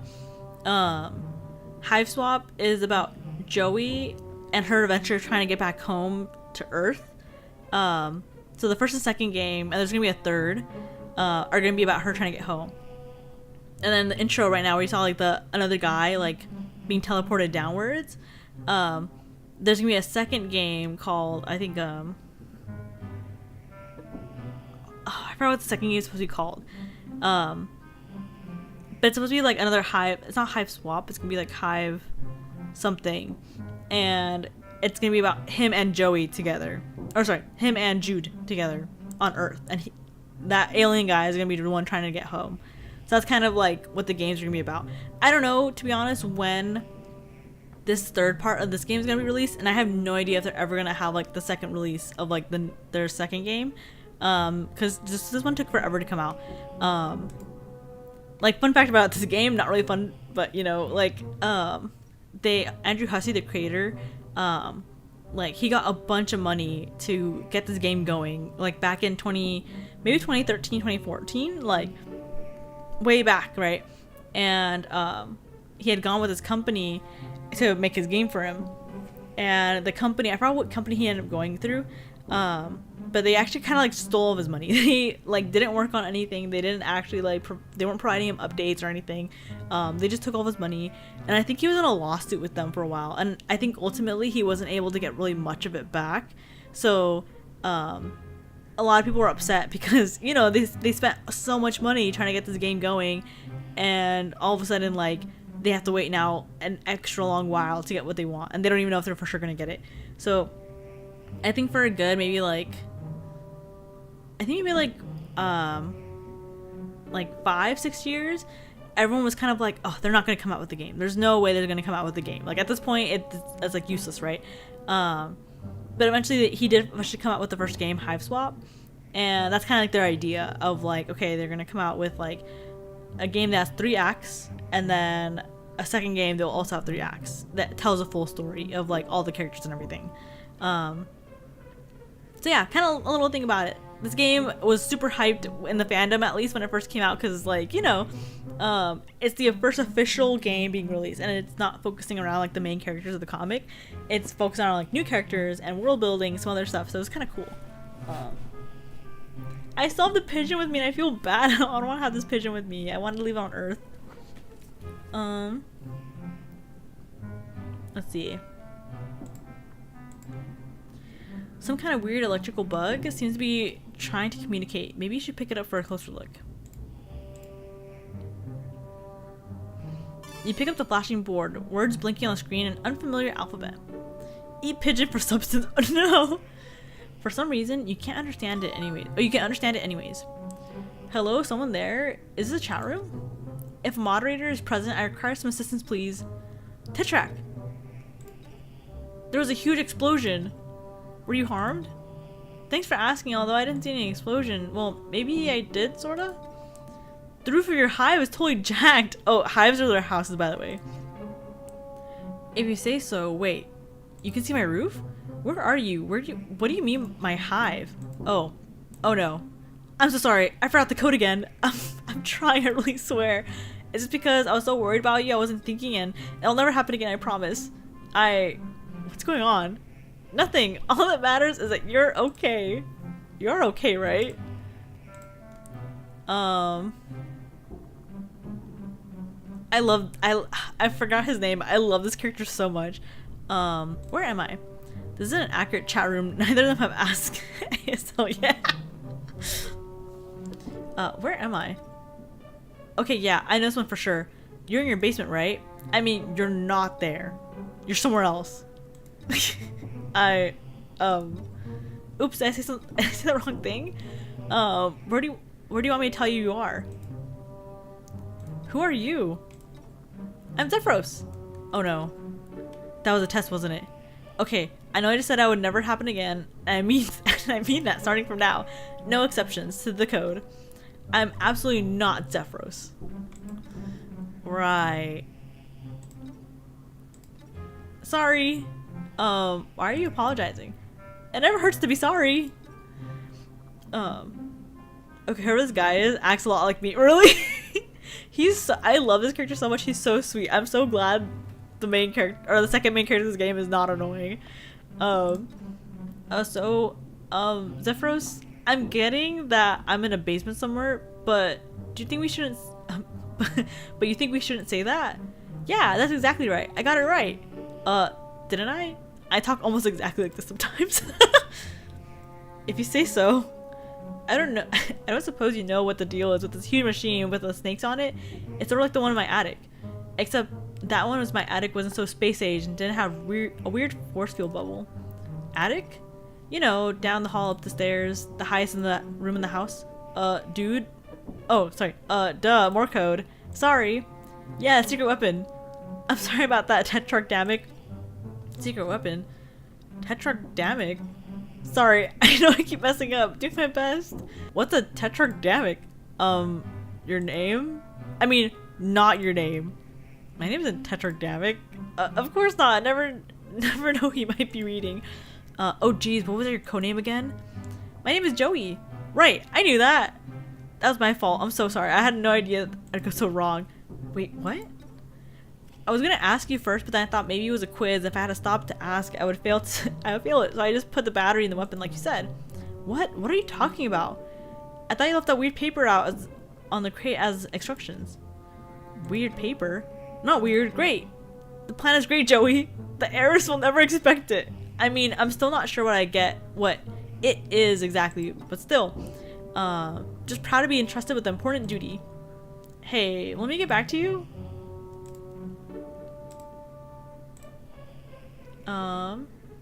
Looks kind of like a weird thing from your attic that brought you here. The force field is a pretty striking point in the contrast though. Maybe you can use this thing to get home somehow, please? That didn't exactly hurt, but was kind of tinkly. You don't think you'll be able to reach the portal while the force field is on. You attempt to do something with the tablet and this control panel, but you don't know how. Maybe talk to that guy again? Zephyros, that can't be his real name, right? Mentioned something about a weird paper on the floor. He was pretty weird himself, but you get the sense it might be kind of important. Maybe if you search all your problem-solving skills to their limit, or if you stretch all your problem-solving skills to the limit, you might be able to find the paper that is clearly laying on that chunk of crate right there in plain view. Oh, haha. I like that they had to point it out so that people would know for sure. You pick up a hand-drawn, scribble-on diagram of the portal showing the pieces fit together. Hey, I found the paper you're talking about. So what do I do with it? Well, okay. Give me a minute. I know this. I'm really sorry. I didn't think you'd be quizzing me after what happened. I swear I'll prepare better next time. It's okay. Wow, really? Yes, really. It's not a quiz. I have no idea what any of this means. Oh geez, is this a test? No! I seriously have no idea what's going on here. I've never seen this thing before. What is it telling me? I'm doing my best, but I don't know what you want me to do. Please tell me what you want me to say. So this paper seems like some kind of schematic for the portal I just came through. It looks kind of familiar, not just the portal, but paper itself. I don't know what it would possibly be though. Okay, I love whoever this guy is, but I hate that they talk exactly like me. He gets a little better. He has to go through like a small character arc, basically. So maybe he'll change his speech style a little bit. Anyways, is that right? This diagram for the snake machine? Well, if I remember right, that thing is a guide to the weapon. The weapon? You mean the snake portal? Oops, the code. Okay, yes, the portal. Can I unlock the snake machine with this? Is that what I should do? Unlock the snake machine? Oh, the serpent security program for your highest power hexagrid. Yes, if that's what you want to track. You can always do whatever you want. Wow. Will that thing help me? Well, sorry. Will that thing you said, will that help me get out of here? Exactly. Just put all 10. Wait.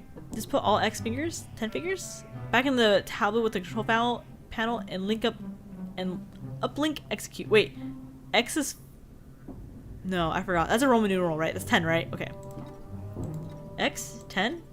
Oh no, I'm in trouble. I did exactly what I'm not supposed to do. This was a test and I blew it, of course. You remember, and I definitely shouldn't have said any of that. I'm sorry. It's hard to keep up with these espionage rules sometimes. Okay, I'll just go check that out. I'm so sorry, Tech Track. I'm just gonna leave you to whatever that you do. You can hear an awful slam and growls coming from the other side of this door. You aren't even going to try to open it. Okay, so the paper.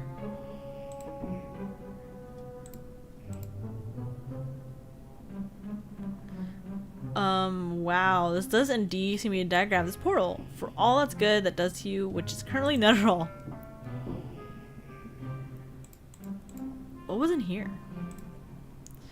If you hid inside this crate, you think you were nervous that it was somehow going to suddenly close up around you. You'd be left screaming in the dark in a slimy box somewhere impossibly far from your home. So you don't think you'll be hiding that crate just now? Oh, but here, a futuristic looking door and a gloomy futuristic looking bunker like place. Maybe all the answers are through here? You have no idea how to open this thing. You don't even see a handle. If you had to guess, it looks like an automatic, but the power seems to be off in here. You think it's kind of hard to tell. It's a futuristic forklift. It's probably what moved that giant crate here. You place all 10 of your fingers on the back of the tablet and approach the control panel. Hey, some kind of password entry program appears on the screen.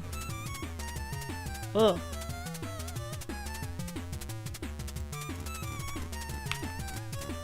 Oh, I forgot I have to actually like play this game.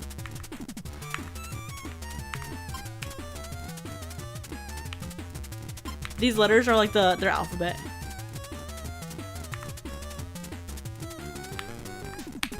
Oh.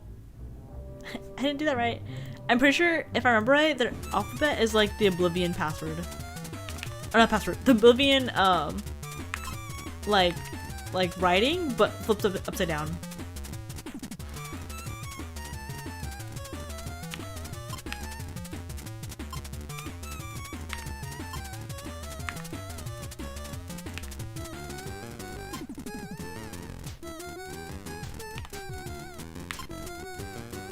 I'm always, like, low-key I'm kind of bad at this game. It is.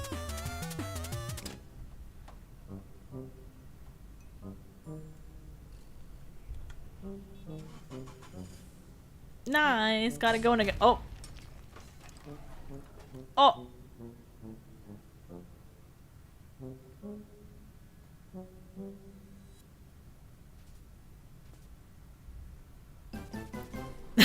I book it. Hey! Hey Xerox, are you there? I don't know how I feel about the codename Xerox. It's pretty close to Zephyros, don't you think? I mean, imagine I call you damn it. Not that I would ever do that. Sorry. Oh, I don't really know what to say to any of that. Sorry. It's fine, stop apologizing. It's actually really annoying when you do it all the time, FYI. Oh. Sorry. Forget about it. I want to ask you about the security console. I played the game on it, but all that happened was a forklift drove straight into the force field and exploded. Whoa, your forklift exploded? Yeah, it's not mine though, is it yours? I'm sorry I wrecked it. No, of course not. Or, I mean, do you want me to take it? Because it's broken? I wouldn't mind. I mean, whatever. Up to you. Alright. And then a weird monster menaced me into this other room, and there's only one door. This is kind of a bad situation. Weird monster. Yeah, that deer cat thing. The deer cat thing? Are you having a fight with your Lucis? Not that it's any of my business. Lucis? Is that what you call that thing? I barely got away with my life. Wait a minute. Are you actually not Tetragdamic? No, I'm Joey Claire. I don't know what's going on here. There's a bunch of big computers and boxes. I don't know where I'm at or who you are, but you keep acting like I knew what was going on. Well, what are you doing with Tetrak's tablet? Do you mean this Trapper Keeper laptop? I found it on the floor. Oh no. Is Tetragdamic there? Maybe I could talk to him instead. Please? Please give the tablet to Tetragdamic, please? I don't know who Tetragdamic is. I don't know who you are. Could you look for him, please? Okay, yeah, I'll just root around this room that's filled with guns. Okay, thanks. Okay, thanks. I love him. Yeah, he's so... All the Luces are pretty cool, to be honest. And they're all super unique. Let's see. So I'm adjusting my chair real quick. Let's see. That's a lot of boxes, crates, miscellaneous containers, etc. Pretty mundane stuff, in your honest opinion, right? That's what it stands for. Not your first box stack rodeo. There you go.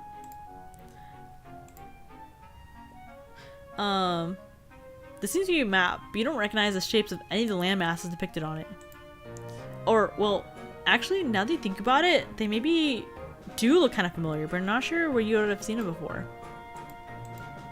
And that's them in the back right there. This is what the average household in Texas is like. True. You don't really know what this is all about. You would look kind of like to never find out, please. Did you find him? No. Oh no. I don't know what to do. What should I do? Oh my god. Why on earth are you asking me? What's Earth? What? Oh my god. Jude, is that you? Is this another it's another one of your stupid practical jokes? This isn't funny. No, I'm Zephyros. Okay, Zephyros, tell me what's going on. I don't really know. I'm actually kind of upset because you're yelling, and that makes it harder for me to think.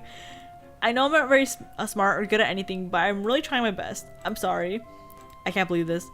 I'm the one who just got shot through space into an alien nightmare horror house, and you expect me to make you feel better? Look, we all have self-esteem issues, but there's a time and place for pathetic groveling, and it's not while I'm trying to not be devoured by alien monsters. Wait, you're an alien? I'm 2 seconds away from throwing this disgusting joke machine into any one of several of these massive piles of armed and dangerous garbage around me. Wait, no, don't! This is so exciting, I've never met an alien before. I'm like seriously losing it. Most trolls never meet aliens until they go off to oh my god, until they go off to another planet to conquer them. What? Oh, okay, but like, you could be messing with me. Are you messing with me? The Tetrax says I have to stop being so trusting. Oh, I know. Say something that only an alien would say. Let's see. I'm from a planet named Earth. I'm a nightmare squid god. I'm gonna tap dance your sad little nerd body to the ground.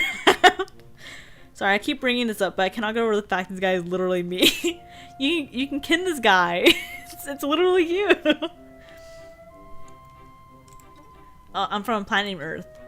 Oh, that sounds pretty alien. Well, if nothing else, you're just gonna be very jealous. Ugh, sorry. This is all a little nuts, and the deer cat maybe got me a little rattled. So you're not an alien? No, I am? I mean, if this seriously isn't Earth, which between snake machines and deer cat and the sci-fi technology, I'm willing to believe. Plus there were some monsters Plus there were some other monsters earlier, so I'm having that kind of day. Monsters? Yeah, I managed to get past them barely. Whoa, you're so cool. You're like on a real adventure. Wait, what's your color? Oh, what color is your blood? What kind of question is that? I'm so sorry, I didn't mean to be disrespectful. I just wanted to be sure I knew before I made a mess of things. Okay, it's red. Really? Me too! Awesome, we could even be friends. This is so cool. Hey, maybe I can even help you. How? The Tetracalusus knows me. Hell, he'll calm down if I can get over there. By Lucis, do you mean the deer cat monster? Yes. That's wonderful, thank you. Yeah, except, I don't know, I'm still worried it might be all a big test. A test? I don't follow, sorry. Boy, it's getting kind of frustrating having to say that over and over. The Tetrac is always testing me. If this is if this is the final exam of secrecy and stuff, I blow. Oh my god, I can't read his quirk sometimes. If this is the final exam of secrecy and stuff, I blow it and he's gonna be really disappointed. Oh, I know. If you can prove you're an alien, I'll come over and help you out. Do you want me to say more alien things? No, I mean, I know you verify those are true or not. Oh, send me a picture of you. I don't have any photos with me. Anyways, how can I get it to you? I'm trapped in here with that monster. Aren't you using Tetrax's tablet? Take a pic with that and send it over. Pics? Exmit? Pictures, transmit. Oh. Oh, okay, that's kind of a weird ask, Xerox. Give it a shot, here he goes. And that's the planet we're on.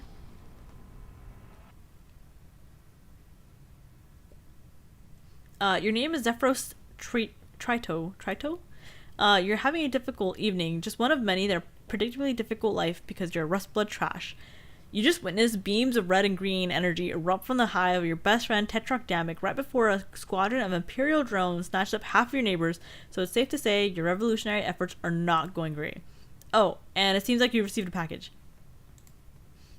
Look. The doors to your respite block. There we go. Where you sleep. You're standing on your Gandor Prespit. Is this the place you thought was really was pretty early in the stream? No, it wasn't like this at all. Enter. Oh wait, the package right there. I'm dumb.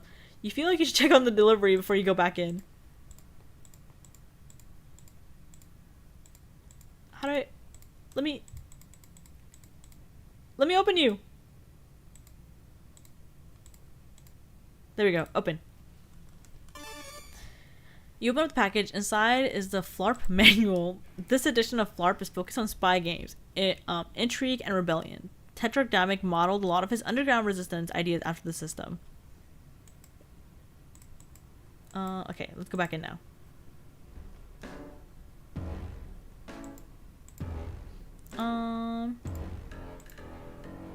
Use these to practice your budding powers of telekinesis. You still aren't very good at it yet, but you showed these spoons who's boss. You don't use your hands to bend spoons, you use the power of the imagination, by which you mean your weak, unreliable psychic powers. Your wear grid study scroll. To be honest, only indigos really care about what forks go where, and they crush anything they pick up anyways. You pretty much got this memorized already. It's like fork, mega fork, micro fork, knife fork, fool's fork. That about covers it. You play pusher, of course. Burgundies are ideally suited to this position because of their telekinetic powers and their ability to commune with dead players. Also, pusher is the most dangerous position and no one really cares if Rustbloods get killed.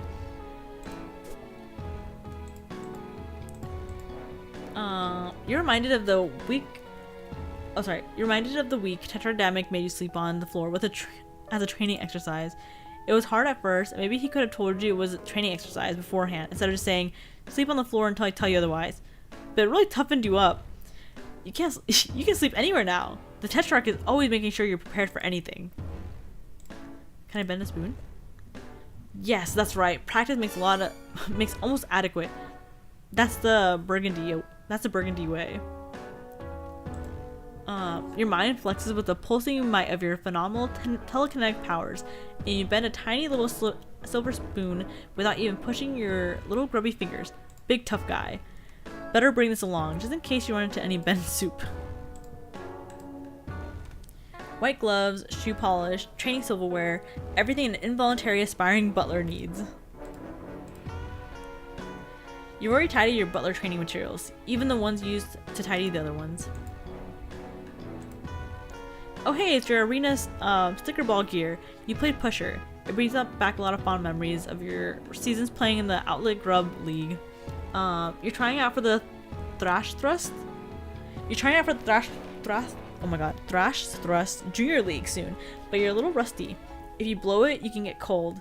Between the band practice with Tetrarch Damek, revolution lectures from Tetrarch, I can't say his full name, it's so hard, Damek, and butling practices, you mostly serve Tetrarch Damek. You really haven't had any time you needed practice. Speaking of, there's your brand new butler uniform. It brings up less than fond memories of when you ordered it sweeps ago. Delivery to Rustbloods like you so slow. And hey, there's your smash suit from when the Tetrarch helped you practice cool action movie stunts. Your memory from that time is a little hazy, actually.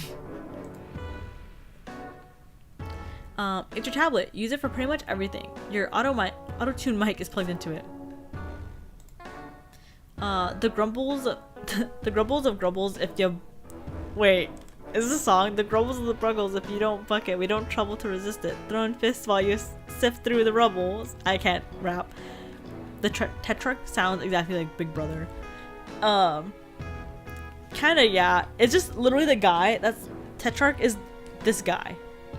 And Zephyros is this one. So, basically Tetrarch, whatever his fucking name is, is just abusing this guy, essentially. Because he's gullible and nice. Which is, like, awful. It's sort of hard to spit your quasi-revolutionary rhymes with any real fire while dressed in your butler uniforms, though. Damek says you're subversively transforming the rags of your oppression into the fatigues of the revolutionary revolutionary through your jams, but you're kind of worried your performances will be drowned out by the sarcastic orders to polish the silverware. It's your tablet. Use it for pretty much all computing needs. Perfect device for a kid on the go, except you spend most of your time at home, so usually it just stays right there in your room. Unfortunately, a kid on the go is probably exactly where you are right now. You should really grab it. Besides, your mic is plugged into it, and you're sure not leaving that behind. You gather you gather both tablet and mic with one practice motion. They're attached so the motion probably didn't require as much practice as you might think. You proceed to have this conversation again from the other side.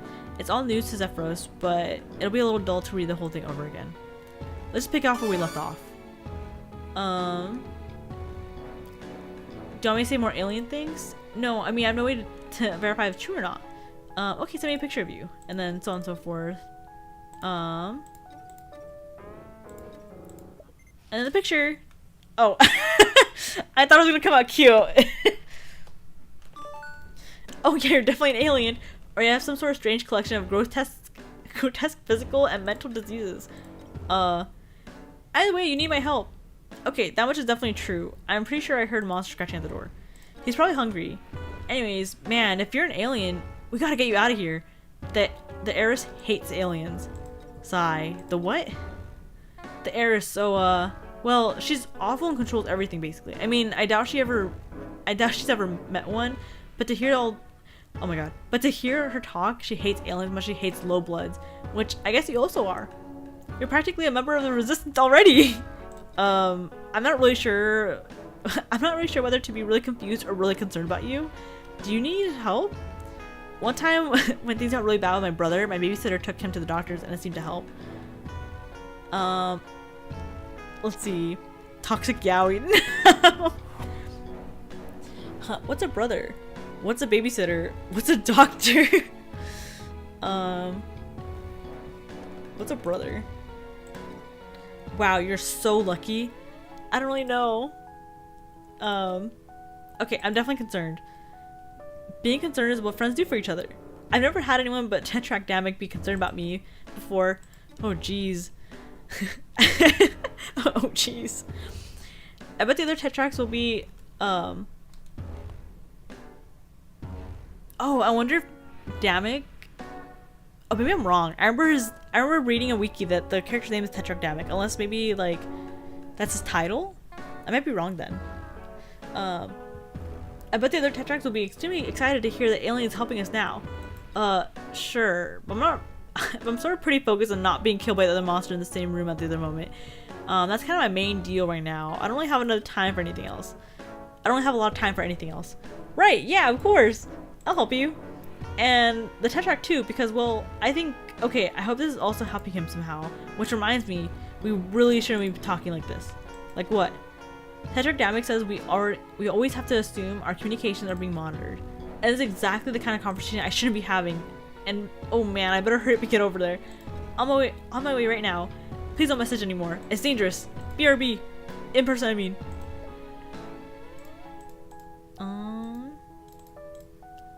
Okay. Going back out. I like how he has all these little pictures of him and his friends.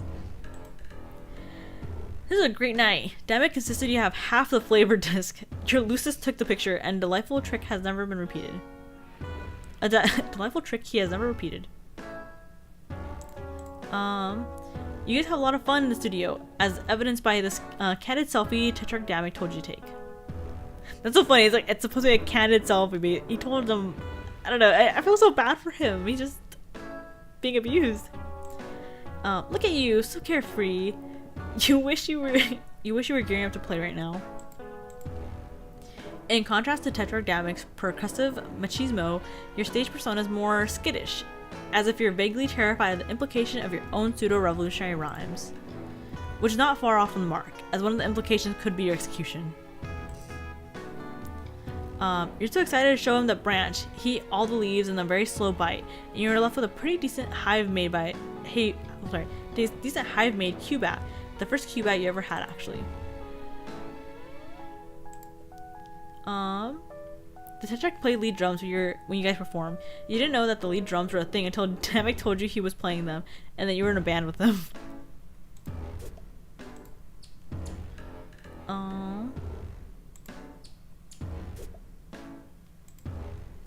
You kind of wish you could live somewhere with more trees and maybe he'd be less sleepy always. Like most things in your life though, you don't really have much to say in the matter. Tetrarch had you act out scenes from from some of your favorite action movies, which just so happened to be his favorite action movies too. You're so lucky to have Moriel who really pushes you. This is from the 12th Periges Eve of when Dammit gave you the auto-tune mic he made. This is his way of letting you know that he started a band and you were the singer. Also that your voice could use a little help. You still can't believe they got a shot of the exact moment you clobbered the clover. What a lucky break. He's so sweet. Eris is his big brother and Tetrarch is the human embodiment of the Ministry of Thought. Yeah! Cleaning supplies. The noble instruments of your future careers, you guess. It kind of depresses you to keep them anywhere you like to have fun, so you kind of dump them at the end of the hallway. Maybe if your hallway is really clean, the drones will stop trying to burn your neighborhood down and kill you. There's that rust blood moxie. Haha, he's always giving you leaves to eat. You'd munch on them in his benefit, mostly. Kind of think of it, though you have always been pretty strong. Could those bitter leaves you nod as a wriggler have something to do with that? Geez, come to think about it, two of you haven't played on a tree in a long time. Maybe that's why he's been so lazy? Well, at least it looks like the two of you will both be getting some exercise in the immediate future. His Lucis is so cute. I love it. Your smear spinner has gotten a lot of use lately. Why? Why? Just look at that even glistening mucus on the floor. Beautiful. You can almost take pride in it. You think you should find something to protect yourself with before descending into the violent unknown of your own hive. Preferably a weapon you know well. Oh. Oops, not this. I should get that bat, right, or something? Or do I not have one in my room?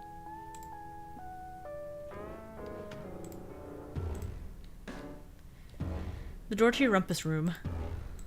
Wait, what?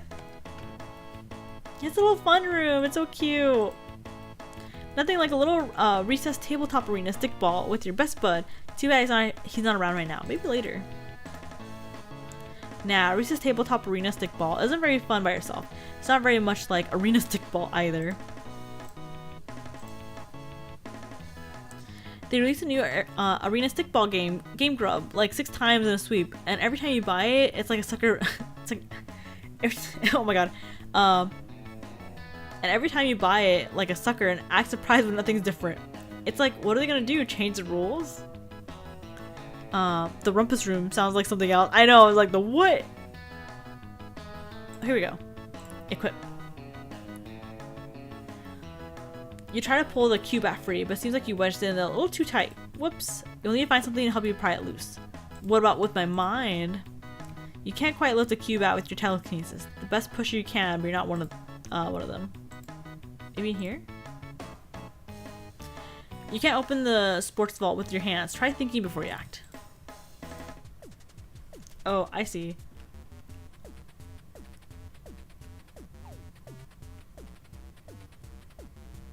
Oh, he's doing a little thing on his own. I wonder if those are real crabs. And I died.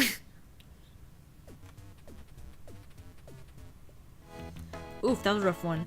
It can be hard to remember the path when you're already concentrating on your shaky telekinesis. It helps if you have some kind of guide on hand. You just got the thing. You got just a thing, but you don't think it's in this room. Dark Souls text. I know. I didn't realize it was like just another text flipped upside down until like someone had pointed it out, being like, oh, you know, it's just the Oblivion text, but just upside down. I'm like, whoa. So I need somebody to take this stuff out. So let's see.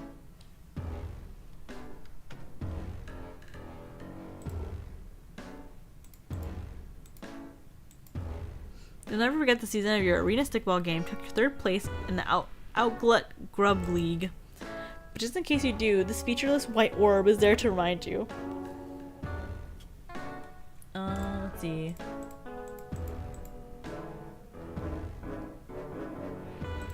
Is it this? Arena stickball has always been the one time you really feel like yourself. When you're out in the velvet, your brawler defending you against the opposing prowlers and zappers, and you guess thinking about it too much makes you a little sad now. Just reminisce.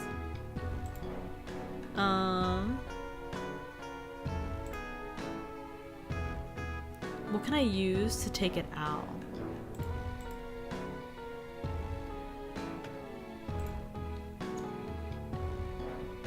Is it somewhere in here, maybe? Is this your faithful old Scourdray, which you haven't bothered draining recently? Inside of it, resin fluid and floor filth coalesces to make repugnant gray sludge. Ugh. The door to your Lucis shed, where you sleep in theory. In practice, though, he sleeps whenever the hell he wants. Sometimes in a branch, sometimes in less convenient places.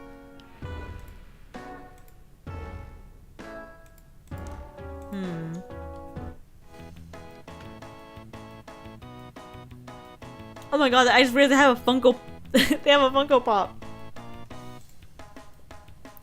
Your Zoltan Matsos bobbling figurine is the jewel of your collection. Let's see. Chill? Sometimes when you're tired, you kind of just chill out here in your splay sack for a few hours instead of going to sleep in your Recupercoon. Sometimes when you do that, you think about your life and the decisions you made and how much of a choice you've ever really had about a lot of things. You try not to dwell on stuff like that, though. Can I try it again?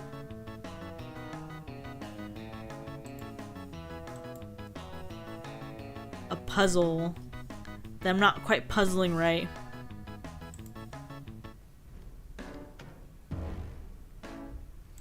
Maybe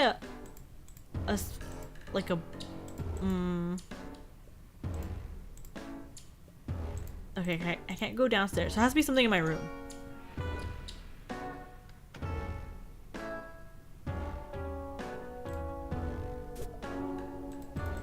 Is there anything here?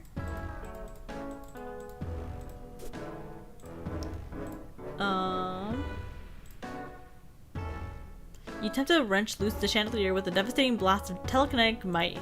You fail to succeed, but you do succeed to fail.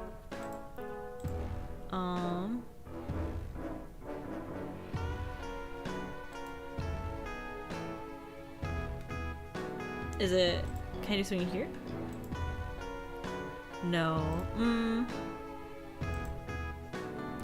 With those drones out there? No way. Okay.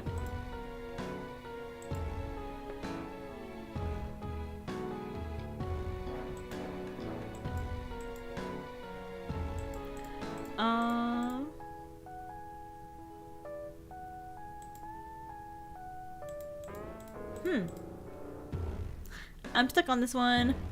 Okay, that's fine, to be honest. I know I need to be heading out in a little bit. Almost a 4-hour stream. My mom is gonna take me out to get some food, and we're gonna have cake at the house and everything, so I'm excited. I'm like, yippee. She said she's also gonna help me like get some stuff, so like it's easier for me to move. So yeah, so I'll probably just go ahead and do that and get ready for it. Yeah, I'm about to go get food too. I know, I'm like low-key, I'm kind of hungry actually. What?